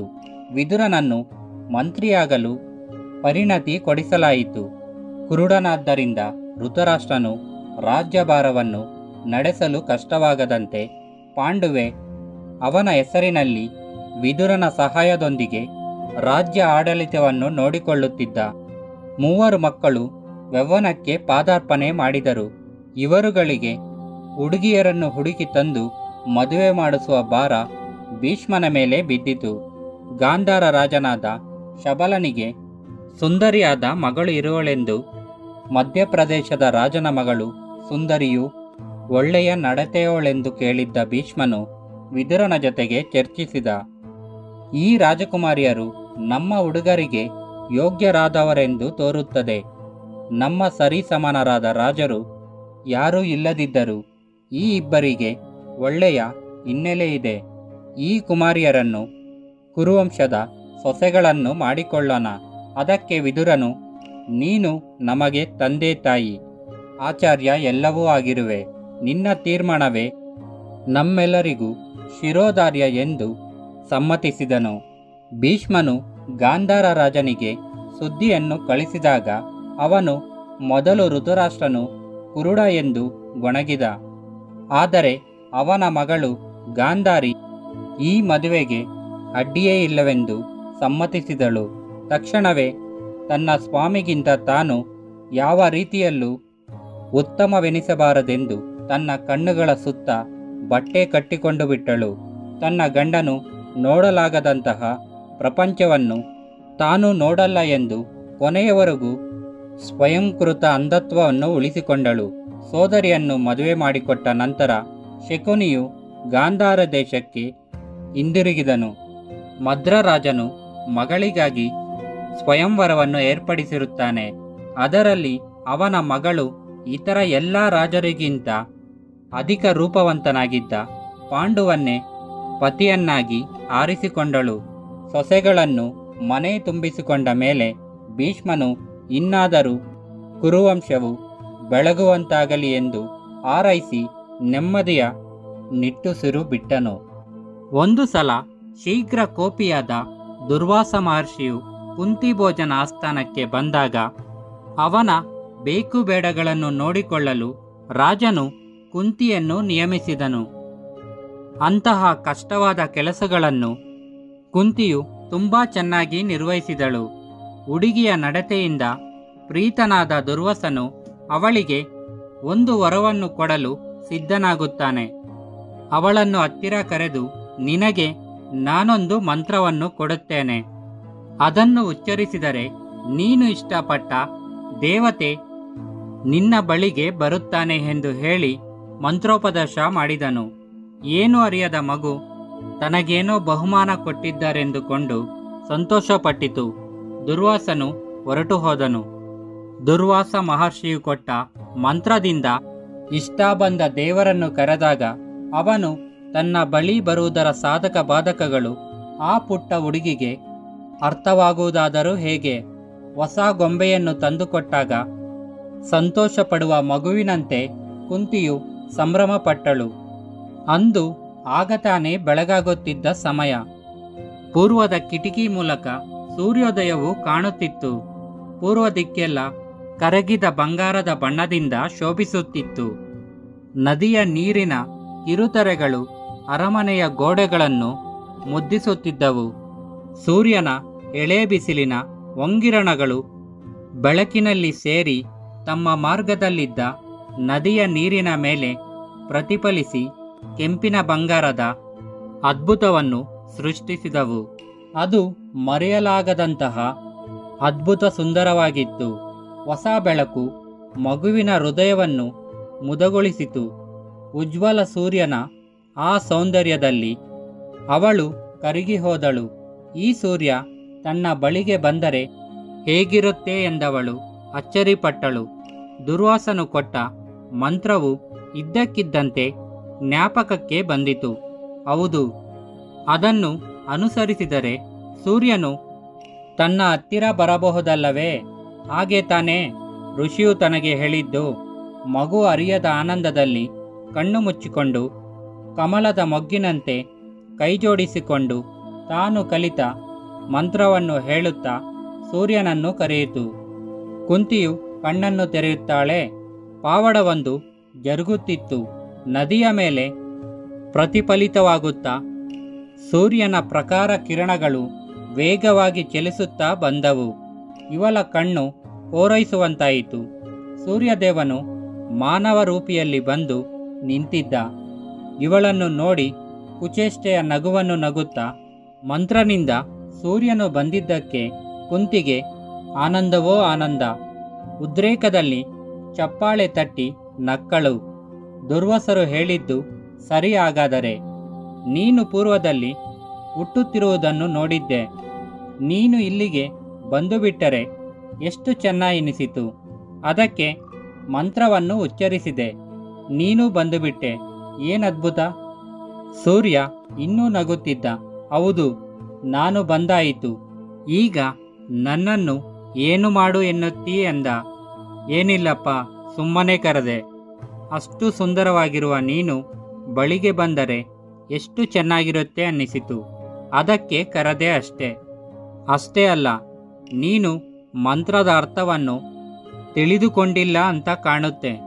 ನೀನು ಯಾವ ದೇವತೆಯನ್ನು ಕರೆದರೂ ಅವನು ಬಂದು ನಿನ್ನನ್ನು ಸೇರುವನು ಎಂದಲ್ಲವೇ ದುರ್ವಾಸರು ಹೇಳಿದ್ದು? ಹೌದು ಎಂದಳು ಕುಂತಿ. ಅವನು ಹೇಳಿದ್ದು ಅರ್ಥವಾಗದೆ. ಅದರ ಅರ್ಥ ನೀನು ಕರೆದ ದೇವರು ನಿನ್ನನ್ನು ಆಲಂಗಿಸಿ ತನ್ನಷ್ಟೇ ಸುಂದರ ಮಗುವೊಂದನ್ನು ನಿನಗೆ ಅನುಗ್ರಹಿಸುತ್ತಾನೆ ಅಂತ. ನಿನಗೆ ಗೊತ್ತಾಗಲಿಲ್ಲವೇ? ಕುಂತಿ ಬೆದರಿದಳು. ಅವಳಿಗೆ ಏನು ಮಾಡಬೇಕು, ಏನು ಹೇಳಬೇಕು ಎಂಬುದು ತಿಳಿಯದಾಯಿತು. ನನಗೆ ಗೊತ್ತಾಗಲಿಲ್ಲ ಮಂತ್ರದ ಅರ್ಥ ಹೀಗೆಂದು. ನಾನು ಹೇಗೆ ತಾನೇ ಊಹಿಸಲಿ? ಮೂರ್ಖ ಕೆಲಸ ಮಾಡಿದೆ. ಕ್ಷಮಿಸಿಬಿಡು ಸೂರ್ಯದೇವ. ದಯವಿಟ್ಟು ಹೊರಟು ಹೋಗು. ನನ್ನ ಮರ್ಯಾದೆ ಕಾಪಾಡು. ಸೂರ್ಯನು ಅದು ಅಸಾಧ್ಯ. ಮಂತ್ರಬಲದಿಂದ ಆಕರ್ಷಿತನಾಗಿರುವ ನಾನು ನಿನಗೊಂದು ಮಗುವನ್ನು ಕೊಡದೆ ಹೋಗುವುದು ಸಾಧ್ಯವಿಲ್ಲ. ದೇವತೆಯಾದರೂ ನಾನು ಮಂತ್ರದಿಂದ ಬದ್ಧನು ಎಂದ. ಕುಂತಿಯ ದುಃಖ ಹೇಳತೀರದಾಯಿತು. ನಾನಿನ್ನು ಕುಮಾರಿ, ಮದುವೆಯಾಗದವಳು. ಲೋಕ ಏನನ್ನಬಹುದು? ನಾನು ಕೌಮಾರ್ಯವನ್ನು ಕಳೆದುಕೊಂಡಿದ್ದೇನೆಂದು ನನ್ನ ತಂದೆಯ ಎದೆ ಒಡೆದು ಹೋಗಬಹುದು. ನೀನು ಹೊರಟು ಹೋಗಲಾರೆಯಾ ಎಂದಳು ಕುಂತಿ ಅಳುತ್ತಾ.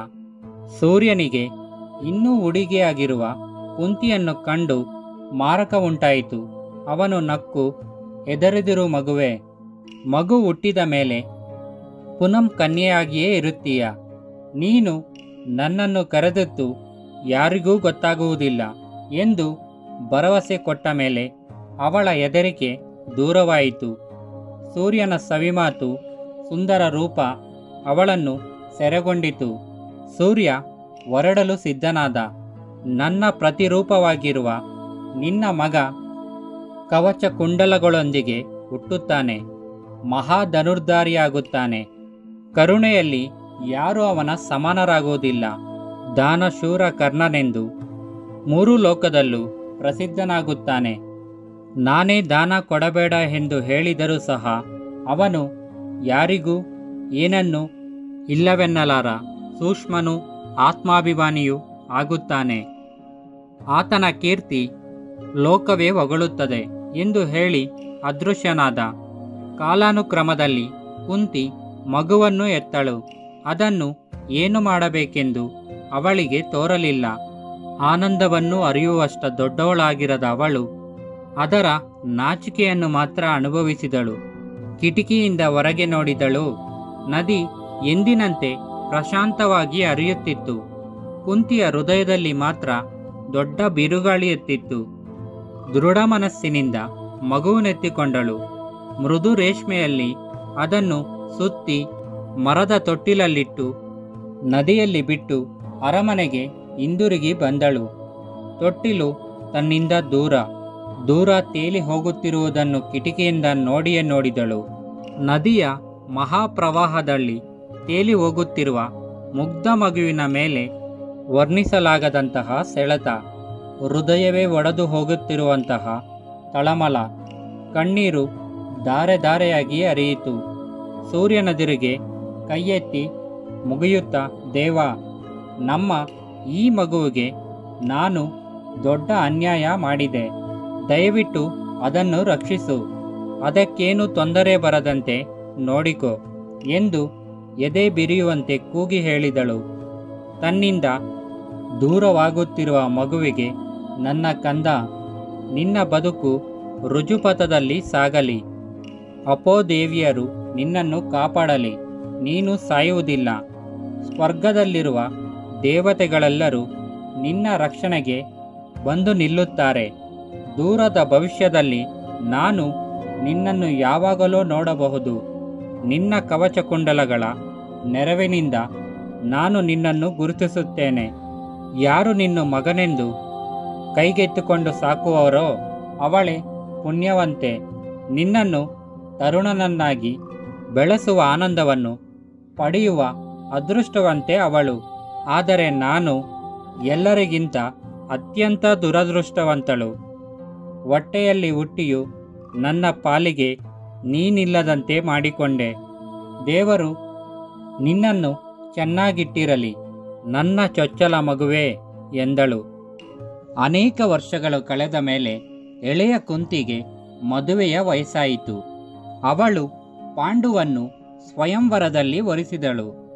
ಮದ್ರರಾಜನ ಮಗಳು ಮಾದ್ರಿಯು ಪಾಂಡುವನ್ನು ಇನ್ನೊಂದು ಸ್ವಯಂವರದಲ್ಲಿ ಆರಿಸಿಕೊಂಡಳು. ಭೀಷ್ಮನು ಇಬ್ಬರನ್ನು ಅವರವರ ಯೋಗ್ಯತೆ ಅನುಗುಣವಾಗಿ ವೈಭವದಿಂದ ಮನೆ ತುಂಬಿಸಿಕೊಂಡನು. ಕುರುವಂಶಕ್ಕೆ ಅವು ಬಂಗಾರದ ದಿನಗಳು.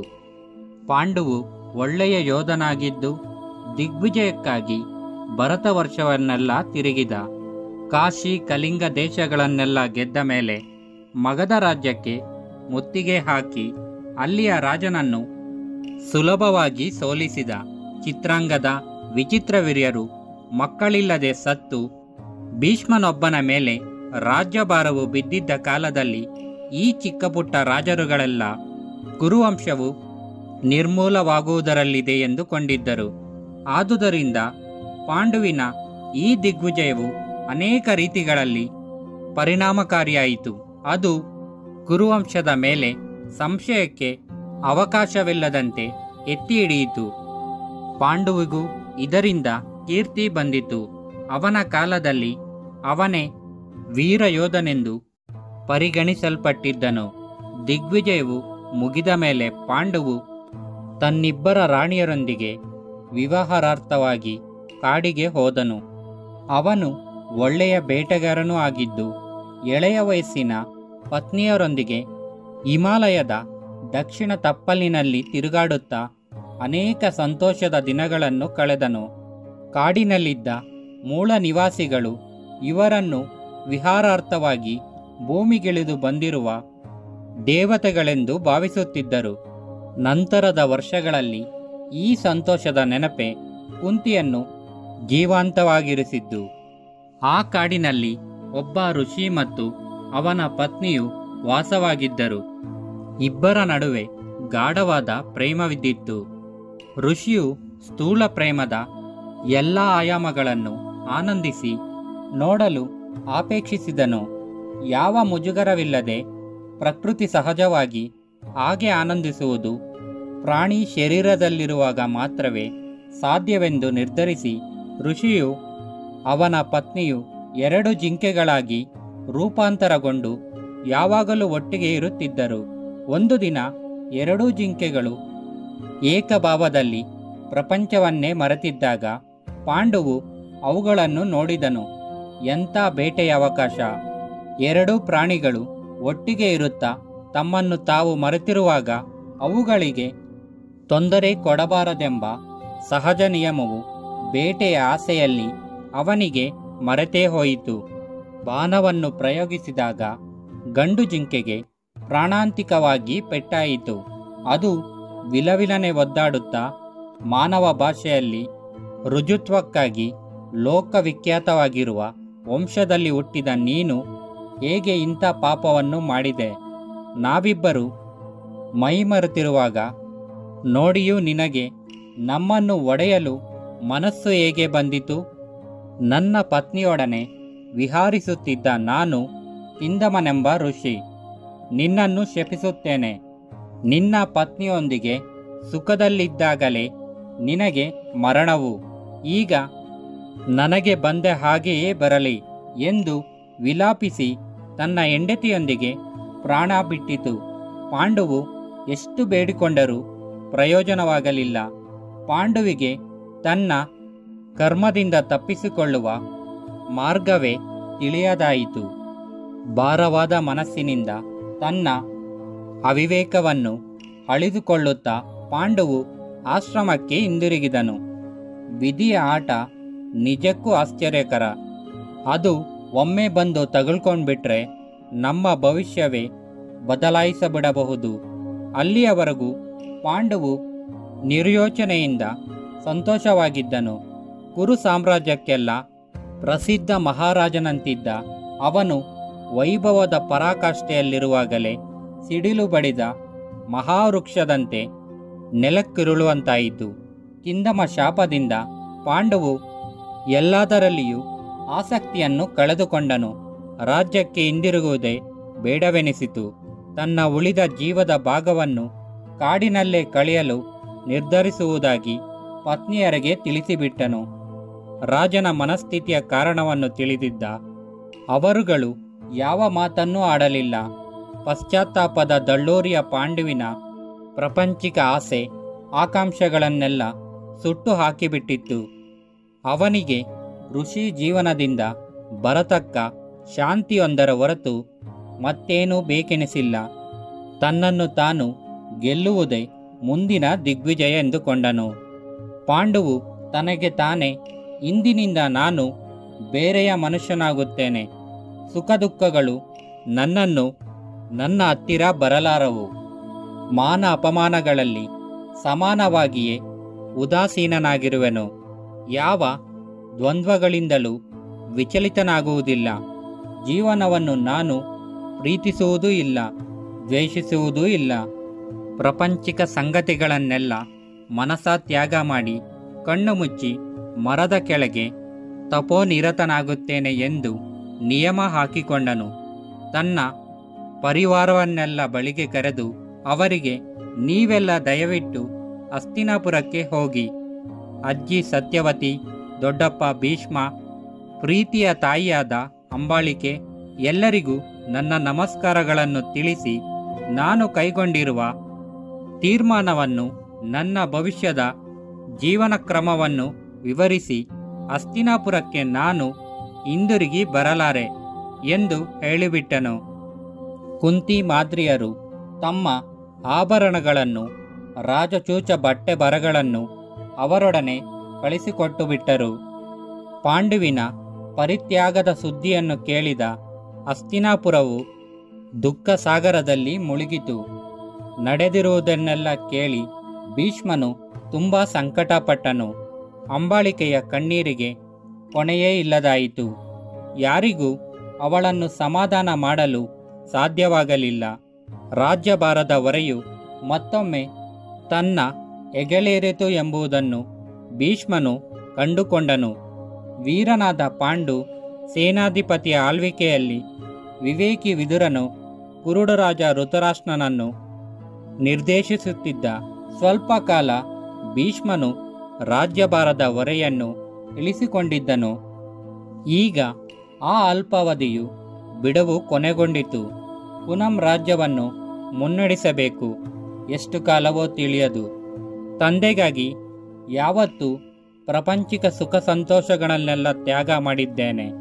ಆ ದಿನ ಎಬ್ಬು ಕಟ್ಟಿದ ಹೃದಯವು ಈಗ ಇನ್ನೂ ಗಟ್ಟಿಯಾಯಿತು. ಯಾವ ನೋವು ಅದನ್ನು ಭೇದಿಸಿದಷ್ಟು ಗಟ್ಟಿಯಾಯಿತು ಎಂದು ಭೀಷ್ಮನು ಅಂದಿಕೊಂಡನು. ಪಾಂಡುರಾಜನು ಕಾಡಿನಲ್ಲಿ ಅನೇಕ ವರ್ಷಗಳನ್ನು ಕಳೆದನು. ದುಃಖವನ್ನುಂಟು ಮಾಡಬಹುದಾದ ಎಲ್ಲವನ್ನೂ ತ್ಯಾಗ ಮಾಡಿದ್ದರಿಂದ ಅವನದೇ ರೀತಿಯಲ್ಲಿ ಅವನು ಸುಖವಾಗಿದ್ದನೆನ್ನಬಹುದು.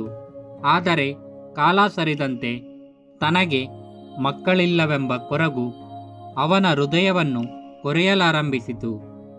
ಈ ಕೊರಗು ಹೆಚ್ಚಾಯಿತು. ಒಂದು ದಿನ ಇದನ್ನು ಅವನು ಕುಂತಿಗೆ ಹೇಳಿದನು. ಜೀವದಿಂದಿರಬೇಕಾದರೆ ತಾನಂತೂ ಹೆಂಡತಿಯರ ಸಮೀಪ ಸುಳಿಯುವಂತಿಲ್ಲ, ಅದು ಖಂಡಿತ. ಆದ್ದರಿಂದ ನಿನ್ನ ಅತ್ತೆ ಮಾಡಿದಂತೆ ನೀನು ಋಷಿಯೊಬ್ಬನ ನೆರವಿನಿಂದ ಮಗನೊಬ್ಬನನ್ನು ಎತ್ತುಕೊಟ್ಟು ತನಗೆ ಮುಕ್ತಿಯನ್ನು ದೊರಕಿಸಿಕೊಡುವೆಯ ಎಂದು ಕೇಳಿದನು. ಕುಂತಿಗೆ ಅದು ಇಷ್ಟವಾಗಲಿಲ್ಲ. ಸಿಟ್ಟೇ ಬಂದಿತು. ಮಹಾರಾಜ, ನೀನೇ ನನ್ನ ಸರ್ವಸ್ವ. ನಿನ್ನನ್ನು ಪತಿಯಾಗಿ ವರಿಸಿ ಬಹುಕಾಲವಾಯಿತು.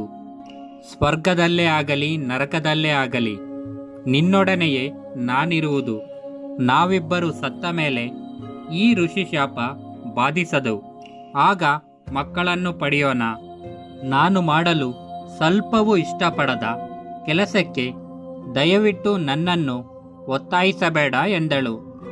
ಪಾಂಡುರಾಜನ ಮನಸ್ಸು ಶಾಂತವಾಗಲಿಲ್ಲ.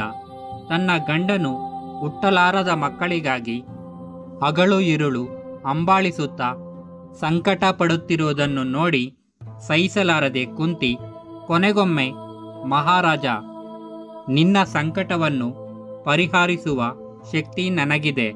ಚಿಂತಿಸದಿರು. ನಿನ್ನ ಹೃದಯ ದಸೆಯನ್ನು ನಾನು ನೆರವೇರಿಸುತ್ತೇನೆ ಎಂದು ತನ್ನ ಬಾಲ್ಯದಲ್ಲಿ ದುರ್ವಾಸನು ಕೊಟ್ಟ ವರದ ವಿಚಾರವನ್ನು ತಿಳಿಸಿದಳು. ಪಾಂಡುವಿಗೆ ತುಂಬಾ ಸಂತೋಷವಾಯಿತು. ಅವಳೊಡನೆ ಪರ್ಯಾಲೋಚಿಸಿ ಧರ್ಮನ ನೆರವಿನಿಂದ ಒಬ್ಬ ಮಗನನ್ನು ಪಡೆಯುವುದೆಂದು ತೀರ್ಮಾನಿಸಿದನು. ಜನರು ಬಹುಕಾಲ ಸ್ಮರಿಸುವಂಥ ಮಗನು, ಧರ್ಮದ ಸ್ವರೂಪವೇ ಆಗಿರುವ ಆ ಮಗನು ನನ್ನ ಹೆಸರನ್ನು ಕೀರ್ತಿಗೊಳಿಸುತ್ತಾನೆ ಎಂದನು.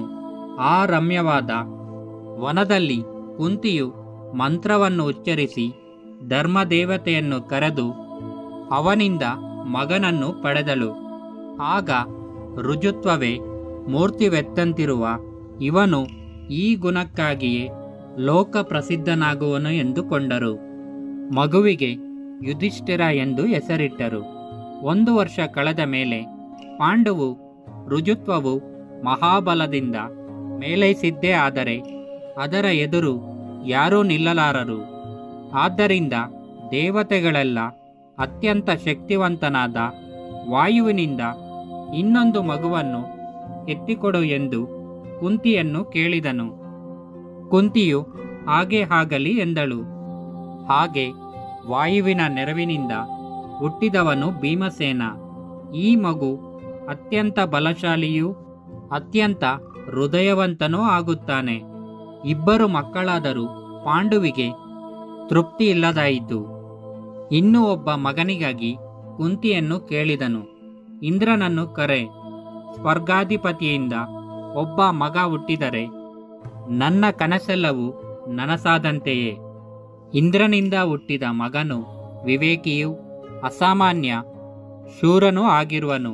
ಅವನನ್ನು ಸೋಲಿಸಲು ಯಾರಿಗೂ ಸಾಧ್ಯವಾಗದು. ನೀನು ಲೋಕೈಕ ವೀರನ ತಾಯಿಯೆನಿಸಿಕೊಳ್ಳುವೆ ಎಂದನು. ಕುಂತಿಯು ಹಾಗೆಯೇ ಮಾಡಿದಳು. ಈ ಮಗುವು ಪಾಂಡುವಿಗೆ ಅವಿನಾಶಿಯಾದ ಕೀರ್ತಿಯನ್ನು ತಂದುಕೊಡುವುದು. ಇವನು ಇಡೀ ಪ್ರಪಂಚವನ್ನೇ ಜಯಿಸುವನು. ಇವನಂಥವರು ಇನ್ಯಾರೂ ಇರಲಾರರು ಎಂದಿತು. ಇಂದ್ರನು ಪಾಂಡುವಿನ ಮುಂದೆ ಪ್ರತ್ಯಕ್ಷನಾಗಿ, ಈ ಮಗನು ಲೋಕಗಳೆಲ್ಲವನ್ನು ಜಯಿಸುವನು. ಇವನ ನೆರವಿನಿಂದ ಯುಧಿಷ್ಠಿರನು ರಾಜಸೂಯ ಅಶ್ವಮೇಧ ಯಾಗಗಳನ್ನು ಮಾಡುವನು. ಇವನು ವಿಷ್ಣುವಿನ ಅರ್ಧ ಭಾಗವೆನಿಸಿದ ನರನು. ವಸುದೇವ ದೇವಕಿಯರ ಮಗನಾದ ಕೃಷ್ಣನ ಇನ್ನರ್ಥವಾದ ನಾರಾಯಣನು. ಈ ಇಬ್ಬರಿಂದಾಗಿ ಭೂಮಿಯು ಸಮಸ್ತ ಪಾಪಗಳೆಂಬ ವಿಷದಿಂದ ಮುಕ್ತಳಾಗುವಳು ಎಂದು ಅವನನ್ನು ಅಭಿನಂದಿಸಿದನು. ಈ ಮಗುವಿಗೆ ಅರ್ಜುನ ಎಂದು ನಾಮಕರಣವಾಯಿತು. ಹಣದ ಹಪಹಪಕ್ಕಿಂತಲೂ ಬಲವಾದ ಇನ್ನೊಂದು ಲೋಪವೆಂದರೆ ಮಕ್ಕಳ ಮೇಲಿನ ಆಸೆ. 3 ಮಕ್ಕಳ ತಂದೆ ಎನಿಸಿದರೂ ಪಾಂಡುವಿಗೆ ಮಕ್ಕಳು ಬೇಕೆಂಬ ಆಸೆ ತೀರಲಿಲ್ಲ. ಇನ್ನೂ ಒಂದು ಮಗನನ್ನು ಕೊಡುವಂತೆ ಕುಂತಿಯನ್ನು ಕೇಳಿದನು. ಆಗ ಕುಂತಿಯು, ಯಾವುದೇ ಅಪಧರ್ಮವನ್ನಾದರೂ 3ಕ್ಕಿಂತ ಹೆಚ್ಚು ಬಾರಿ ಆಚರಿಸಿದರೆ ಧರ್ಮಲೋಪವಾಗುತ್ತದೆ. ನಾನು ಅಧರ್ಮದ ಹಾದಿಯನ್ನು ಹಿಡಿಯಲಾರೆ ಎಂದಳು. ಅದಕ್ಕೆ ಪಾಂಡುವು, ನೀನೆನ್ನುವುದು ಸರಿ, ಆದರೆ ಮಾದ್ರಿಯನ್ನು ಕುರಿತು ಯೋಚಿಸು. ಅವಳಿಗೆ ಮಕ್ಕಳಿಲ್ಲ. ನೀನು ಅವಳಿಗೆ ಮಂತ್ರೋಪದೇಶ ಮಾಡಿ ಒಂದು ಮಗುವಾಗುವಂತೆ ಮಾಡಲಾರೆಯ ಎಂದು ಕೇಳಿದನು. ಸರಿ ಎಂದು ಕುಂತಿಯು ಮಾದ್ರಿಗೆ ದುರ್ವಾಸರು ಕೊಟ್ಟಿದ್ದ ಮಂತ್ರವನ್ನು ಉಪದೇಶಿಸಿದಳು. ಮಾದ್ರಿಯು ಅದನ್ನು ಬಳಸಿ ಅಶ್ವಿನಿ ದೇವತೆಗಳನ್ನು ಕರೆದು ಅವಳಿ ಮಕ್ಕಳನ್ನು ಪಡೆದಳು. ಮಾದ್ರಿಯ ಮಕ್ಕಳು ಕುಂತಿಯ 3 ಮಕ್ಕಳಿಗಿಂತಲೂ ಸುಂದರವಾಗಿದ್ದರು. ಇವರಿಬ್ಬರು ಲೋಕದ ಅತ್ಯಂತ ಸುಂದರ ಪುರುಷರೆಂದು ಪ್ರಖ್ಯಾತರಾಗುವರು. ಅವರ ಒಳ್ಳೆಯ ಗುಣಗಳಿಂದ, ಭಕ್ತಿ, ವಿವೇಕ, ಧೈರ್ಯಗಳಿಂದಾಗಿ ಎಲ್ಲರಿಗೂ ಪ್ರಿಯರಾಗುವರು ಎಂದು ಹೇಳಿದರು. ಮಾದ್ರಿಯ ಮಕ್ಕಳಿಗೆ ನಕುಲ, ಸಹದೇವರೆಂದು ನಾಮಕರಣ ಮಾಡಲಾಯಿತು. ವನದಲ್ಲಿದ್ದ ಋಷಿಗಳು ನಾಮಕರಣ ಸಮಾರಂಭದಲ್ಲಿ ಭಾಗವಹಿಸಿದ್ದಲ್ಲದೆ ರಾಜಕುಮಾರರ ಪ್ರಾಥಮಿಕ ವಿದ್ಯಾಭ್ಯಾಸದ ಜವಾಬ್ದಾರಿಯನ್ನು ಹೊತ್ತರು. ಋಷಿಗಳೆಲ್ಲರ ಮಕ್ಕಳಂತೆ ಈ 5 ಬೆಳೆದರು. ವರ್ಷಗಳ ಹಿಂದೆ ಪಾಂಡುವು ಶಾಪಗ್ರಸ್ತನಾಗಿ ಕಾಡಿಗೆ ಹೋದಾಗ ಕುಂತಿಯ ಸೋದರ ಸಂಬಂಧಿಗಳಾದ ವೃಷ್ಣಿಗಳಿಗೆ ಆಗಿದ್ದ ಬೇಸರವು ಈಗ ಪಾಂಡುರಾಜನು 5 ಮಕ್ಕಳ ತಂದೆಯಾದನೆಂದು ಕೇಳಿದ ಪರಿಹಾರವಾಗಿ ಸಂತೋಷವಾಯಿತು. ಕುಲಪುರೋಹಿತ ಕೌಶಪನೊಂದಿಗೆ ಬಗೆ ಬಗೆಯ ಉಡುಗೊರೆಗಳನ್ನು ಮಕ್ಕಳಿಗಾಗಿ ಕೊಟ್ಟು ಕಳಿಸಿದರು. ಬಂದಿದ್ದ ಕೌಶಪನ ಪೌರೋಹಿತ್ಯದಲ್ಲಿ 5 ಮಕ್ಕಳಿಗೂ ಉಪನಯನ ಸಂಸ್ಕಾರವು ನೆರವೇರಿತು. ಅದೇ ವನದಲ್ಲಿ ಶರ್ಯಾತಿಯ ಮಗನಾದ ಸುಕನೆಂಬ ಋಷಿಯು ತಪಸ್ಸು ಮಾಡಿಕೊಂಡಿದ್ದನು. ಯುದ್ಧ ವಿದ್ಯೆಗಳಲ್ಲಿ ನಿಪುಣನಾದ ಅವನು ಪಾಂಡುಪುತ್ರರಿಗೆ ಅಸ್ತ್ರ ಪ್ರಯೋಗಗಳನ್ನು ಕಲಿಸಲು ಮುಂದೆ ಬಂದನು. ಎಳೆಯ ವಯಸ್ಸಿನಲ್ಲಿ ಮಕ್ಕಳು ಸುಲಭವಾಗಿ ವಿದ್ಯೆಯನ್ನು ಕಲಿಯುವರು. ಭೀಮನು ಅನಾಯಾಸವಾಗಿ ಗದೆಯಲ್ಲಿಯೂ, ಯುಧಿಷ್ಠಿರನು ಈಟಿಯಲ್ಲಿಯೂ, ನಕುಲ ಸಹದೇವರು ಖಡ್ಗದಲ್ಲಿಯೂ, ಅರ್ಜುನನು ಬಿಲ್ಲು ವಿದ್ಯೆಯಲ್ಲಿಯೂ ಪರಿಣತಿ ಹೊಂದಿದರು. ಅರ್ಜುನನು 2 ಕೈಗಳಿಂದಲೂ ಬಾಣಪ್ರಯೋಗ ಮಾಡಬಲ್ಲವನಾಗಿದ್ದನು. ಇವರ ಕುಶಲತೆಯಿಂದ ಸಂತೋಷಗೊಂಡ ಶುಕನು ಅರ್ಜುನನಿಗೆ ತನ್ನ ಬಿಲ್ಲನ್ನೇ ಕಾಣಿಕೆಯಾಗಿ ಕೊಟ್ಟು, ನೀನು ನನ್ನ ಸಮಾನನಾಗಿರುವೆ ಎಂದು ಹೇಳಿದನು. ಭೀಮನು ಹುಟ್ಟಿದ ದಿನವೇ ಇತ್ತ ಹಸ್ತಿನಾಪುರದಲ್ಲಿ ಗಾಂಧಾರಿಯ ಹಿರಿಯ ಮಗ ಹುಟ್ಟಿದನು. ರಾತ್ರಿ ಹುಟ್ಟಿದ ಅವನಿಗೆ ದುರ್ಯೋಧನ ಎಂದು ಹೆಸರಿಟ್ಟರು. ವಿಧಿಯ ನಿಯಮದಂತೆ ಒಂದು ವಸಂತ ಸಮಯದಲ್ಲಿ ಪಾಂಡುವು ಮನ್ಮಥನ ಪೀಡೆಯನ್ನು ತಾಳಲಾರದೆ ಮಾದ್ರಿಯೊಡನೆ ರಮಿಸಲು ಹೋಗಿ ಪರಲೋಕಕ್ಕೆ ಸೇರುತ್ತಾನೆ.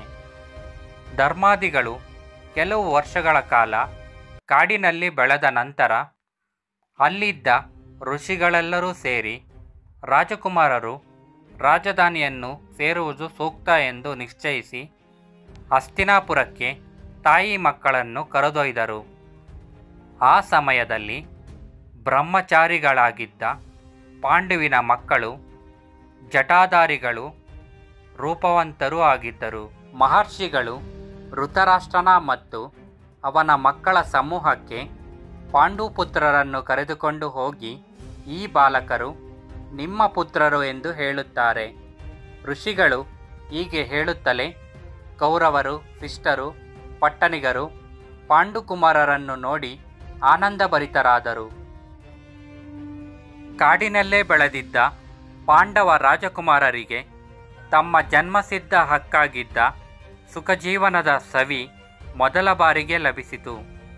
ಧೃತರಾಷ್ಟ್ರನ ಮಕ್ಕಳು, ಪಾಂಡುವಿನ ಮಕ್ಕಳು ಎಲ್ಲರೂ ಚಿಕ್ಕವರೇ ಆದ ಕಾರಣ ಅರಮನೆಯ ಉದ್ಯಾನವನವೆಲ್ಲ ಅವರ ಗಲಭೆಯಿಂದ ತುಂಬಿ ಹೋಗಿತ್ತು. ಕೆಲವು ದಿನಗಳು ಭೀಷ್ಮನು ಈ ಮೊಮ್ಮಕ್ಕಳ ಕಲವರವನ್ನು ಕೇಳಿ ಆನಂದಿಸುತ್ತಿದ್ದನು. ಆದರೆ ದುರ್ಯೋಧನನ ಹೃದಯದಲ್ಲಿ ಕೇಡು ಮೊಳೆಯಿತು. ಪಾಂಡವರಲ್ಲಿ ಭೀಮ ಮಹಾಬಲಶಾಲಿ, ಒರಟ, ಎಲ್ಲರನ್ನೂ ಗೋಳಿಗುಟ್ಟಿಸುವ ಸ್ವಭಾವ. ಯಾವುದೇ ಉರುಡಿನ ಆಟದಲ್ಲಿ, ಬಲ ಪ್ರದರ್ಶನದಲ್ಲಿ ಗೆಲ್ಲುವುದು ಅವನೇ. ಮರಕೋತಿ ಆಡುವಾಗ ಮರದ ಮೇಲಿದ್ದ 100 ಜನ ಕೌರವರನ್ನು ಮರವನ್ನು ಬುಡಸಹಿತ ಅಲುಗಾಡಿಸಿ ಹಣ್ಣುಗಳಂತೆ ಉದುರಿಸಿದನು. ಕೌರವರಿಗೆ ಇದೆಲ್ಲ ಸಹಿಸಲು ಆಗಲಿಲ್ಲ. ದುರ್ಯೋಧನನು ಅತಿಯಾದ ಮುದ್ದಿನಿಂದ ಹಾಳಾಗಿ ಹೋಗಿದ್ದ. ಈವರೆಗೂ ಭೀಷ್ಮಾದಿಗಳೆಲ್ಲರ ಪ್ರೀತಿಗೂ ಬಾಧ್ಯಸ್ಥನಾಗಿ ಇಡೀ ಅರಮನೆಯಲ್ಲಿ ಪಾಳೆಗಾರನಂತೆ ಬೆಳೆದಿದ್ದ ಅವನು ಈ ಪಾಂಡವರೆಂಬ ದಾಯಾದಿ ಸೋದರರ ಬರವನ್ನು ಎಕ್ಸ್ಪೆಕ್ಟ್ ಮಾಡಿರೋದಿಲ್ಲ. ಭೀಷ್ಮನ ಪ್ರೀತಿ ಅವರ ಮೇಲೂ ಸಮಾನವಾಗಿಯೇ ಇರುವುದು ಕಂಡು ಅವನಿಗೆ ಸಹಿಸಲೇ ಸಾಧ್ಯವಾಗಲಿಲ್ಲ. ಅಸೂಯೆಯಿಂದ ಅವನು ಹುಚ್ಚನಾದ. ದಿನ ಬೆಳಗಾದರೆ ಎಲ್ಲದರಲ್ಲಿಯೂ ಭೀಮನಿಗೆ ಗೆಲುವು, ಭೀಮನಿಗೆ ಪ್ರಶಂಸೆ. ಹಿರಿಯ ಕೌರವ ಕುಮಾರನಾದ ಅವನನ್ನು ಕೇಳುವರೇ ಇಲ್ಲ. ಈ ಪರಿಸ್ಥಿತಿಯಲ್ಲಿ ಕೋಪದಿಂದ ಹುಚ್ಚನಾಗಿದ್ದ ಅವನು ಭೀಮ ಸಾಯಲಿ ಎಂದು ಹಾರೈಸುತ್ತಿದ್ದ, ಹಂಬಲಿಸುತ್ತಿದ್ದ. ದುರ್ಯೋಧನ ಸಾಮಾನ್ಯನಾಗಿರಲಿಲ್ಲ. ಅವರಪ್ಪ ಧೃತರಾಷ್ಟ್ರನ ಸ್ವಾರ್ಥ, ದುರಾಸೆಗಳು ಅವನಲ್ಲಿಯೂ ಧಾರಾಳವಾಗಿ ಮೊಳೆತು ಬೆಳೆದಿದ್ದವು. ಅವನು ಮುಂದಕ್ಕೆ ಬಹುದೂರ ಯೋಚಿಸಿದ. ಈ ದಾಯಾದಿಗಳು ಮುಂದಕ್ಕೆ ಬರುವುದನ್ನು ಹೇಗಾದರೂ ಮಾಡಿ ತಡೆಯಬೇಕೆಂದು ನಿರ್ಧರಿಸಿದ. ಭೀಮನನ್ನು ಕೊಂದು ಬಿಟ್ಟರೆ ಮುಂದೆ ತಾನು ರಾಜ್ಯವಾಳಬಹುದೆಂದು ಅವನ ಯೋಚನೆ. ಇಂಥ ಘಟ್ಟದಲ್ಲಿ ಅವನ ಮಾವ ಶಕುನಿಯ ರಂಗಪ್ರವೇಶವಾಯಿತು. ಅವನು ದುರ್ಯೋಧನನ ಹೃದಯದಲ್ಲಿದ್ದ ದ್ವೇಷದ ಕಿಡಿಯನ್ನು ಊದಿ ಅದು ಎಲ್ಲವನ್ನೂ ನುಂಗಿ ನೊಣೆಯುವ ಬೆಂಕಿಯಾಗುವಂತೆ ಮಾಡಿದ. ರಾಜಕುಮಾರನ ಮನಸ್ಸಿನಲ್ಲಿ ಪಾಂಡವರ ಮೇಲೆ, ಅದರಲ್ಲೂ ಭೀಮನ ಮೇಲೆ ದ್ವೇಷವೊಂದನ್ನು ಬಿಟ್ಟರೆ ಇನ್ನೇನೂ ಇರದಂತೆ ನೋಡಿಕೊಂಡವನೇ ಅವನು. ಈ ಭುಗಿಲೆದ್ದ ದ್ವೇಷದ ಭಾವನೆ ದುರ್ಯೋಧನನ ನಿದ್ರೆಯನ್ನು ದೂರ ಮಾಡಿತು. ಅವನು ನಿರಂತರ ದುಃಖಿಯಾದ. ಶಕುನಿ, ದುರ್ಯೋಧನರು ಭೀಮನನ್ನು ನಾಶಪಡಿಸಲು ಒಂದು ಯೋಚನೆ ಹಾಕಿದರು. ಗಂಗಾ ತೀರಕ್ಕೆ ಒಂದು ಇಡೀ ದಿನ ಆಟವಾಡಲು ಎಲ್ಲರೂ ಹೋಗುವುದು ಎಂದಾಯಿತು. ಸಂಜೆಯಾಗುವ ಹೊತ್ತಿಗೆ ಭೀಮ ಬಳದಿದ್ದ, ಹಸಿದಿದ್ದ. ದುರ್ಯೋಧನ ಅವನನ್ನು ಕರೆದುಕೊಂಡು ಹೋಗಿ ಬಗೆ ಬಗೆಯ ತಿಂಡಿಗಳನ್ನು, ಪಾನಕಗಳನ್ನು ಕೊಟ್ಟು ಉಪಚರಿಸಿ ತಿನ್ನಿಸಿದ. ಸರಳ ಸ್ವಭಾವದ ಭೀಮ ಇತರರ ವರ್ತನೆಯನ್ನು ಸಂಶಯದಿಂದ ನೋಡುವವನಾಗಿರಲಿಲ್ಲ.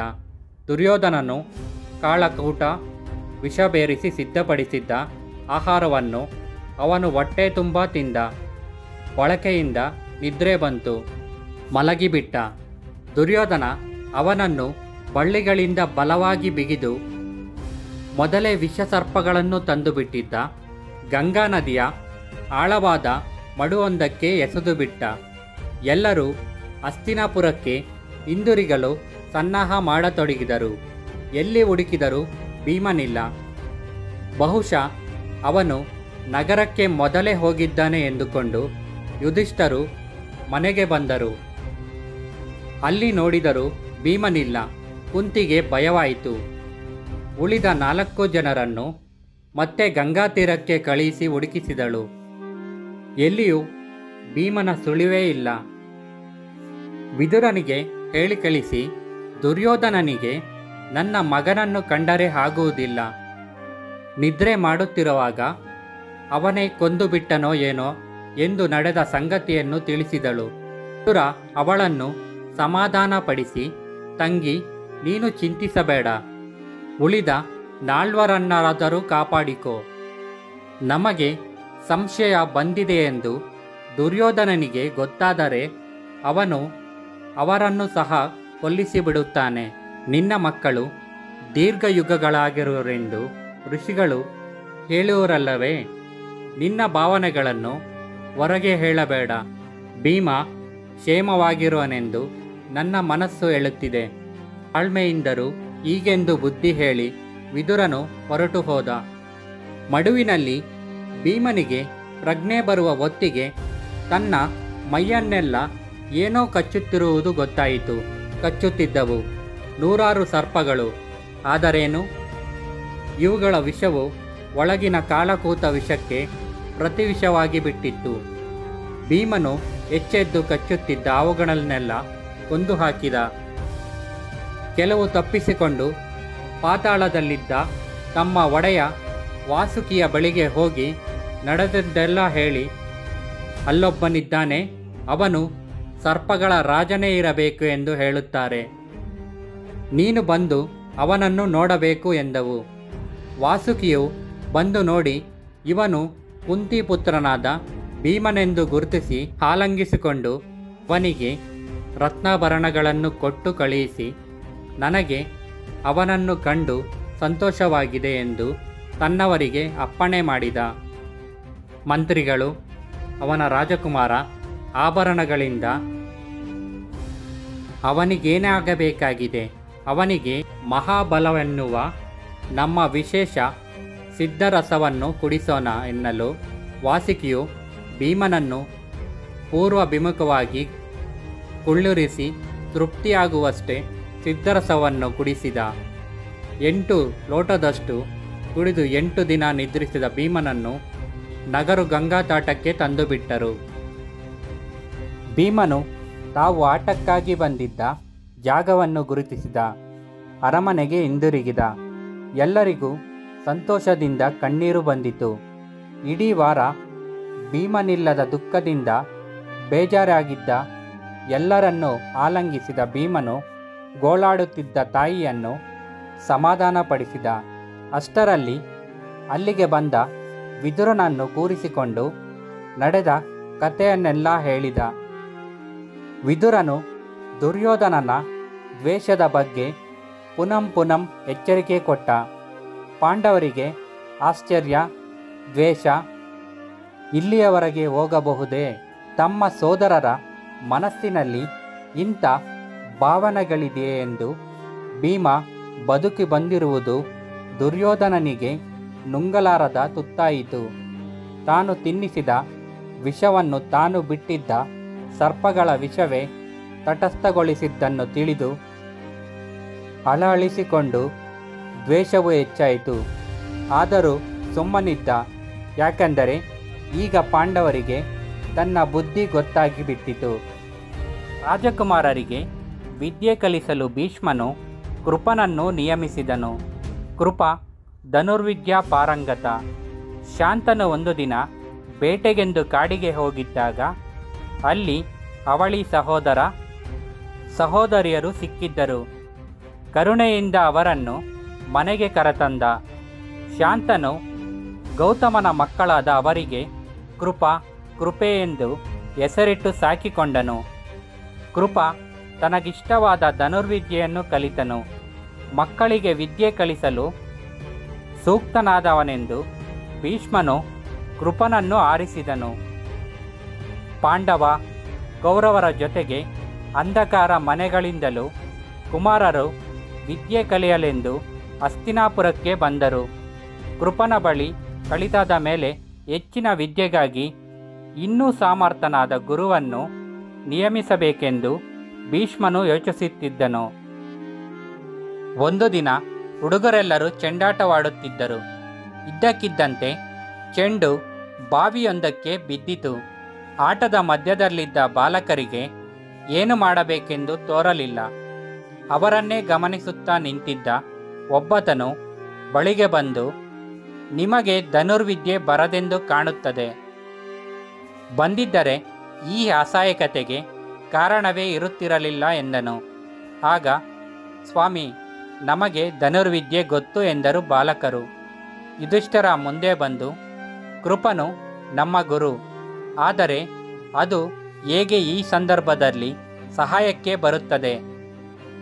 ಬಾವಿಯಲ್ಲಿ ಬಿದ್ದಿರುವ ಚೆಂಡನ್ನು ಬಾಣಗಳಿಂದ ತೆಗೆಯುವುದಕ್ಕೆ ಆಗುವುದೇ ಎಂದನು. ಆಗ, ನಾನು ತೋರಿಸುತ್ತೇನೆ ಎಂದು ಹೇಳಿದನು ಒಬ್ಬ ಹೊಸಬನು. ತನ್ನ ಕಿರುಬೆರಳಿನಲ್ಲಿದ್ದ ರತ್ನಖಚಿತವಾದ ಉಂಗುರವೊಂದನ್ನು ಬಾವಿಗೆ ಹಾಕಿ ಅದು ಕೆಳಗೆ ಬೀಳೋಷ್ಟರಲ್ಲಿ ಬಾಣವನ್ನು ಬಿಟ್ಟನು. ಆ ಬಾಣವು ಉಂಗುರದೊಳಗೆ ತೂರಿ ಹೋಗಿ ಬಾವಿಯಲ್ಲಿ ಬಿದ್ದಿದ್ದ ಚೆಂಡನ್ನು ಚುಚ್ಚಿಕೊಂಡಿತು. ಅಷ್ಟರಲ್ಲಿಯೇ ಬಿಟ್ಟ ಎರಡನೆಯ ಬಾಣವು ಮೊದಲನೆಯ ಬಾಣಕ್ಕೆ ಚುಚ್ಚಿಕೊಂಡಿತು. ಮೂರನೆಯದು ಎರಡನೆಯದಕ್ಕೆ, ನಾಲ್ಕನೆಯದು ಮೂರನೆಯದಕ್ಕೆ, ಹೀಗೆ ಬಾಣಗಳಿಂದಲೇ ಒಂದು ಹಗ್ಗವು ತಯಾರಾಯಿತು. ಹೊಸಬನು ಅದರ ಸಹಾಯದಿಂದ ಚೆಂಡನ್ನು ಹೊರಕ್ಕೆ ತೆಗೆದುಕೊಟ್ಟ. ಉಂಗುರವನ್ನು ತನ್ನ ಬೆರಳಿಗೆ ಹಾಕಿಕೊಂಡನು. ತಮ್ಮೆಲ್ಲರ ಕಣ್ಣು ಮುಂದೆ ನಡೆದ ಈ ದೃಶ್ಯವನ್ನು ನೋಡಿ ಹುಡುಗರೆಲ್ಲರೂ ಬೆಕ್ಕಸ ಬೆರಗಾದರು.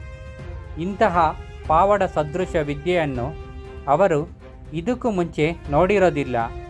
ಮಂತ್ರಮುಗ್ಧರಾಗಿದ್ದ ಬಾಲಕರು ಆಗ, ಸ್ವಾಮಿ, ತಾವು ಯಾರು ಎಂದು ಕೇಳುತ್ತಾರೆ.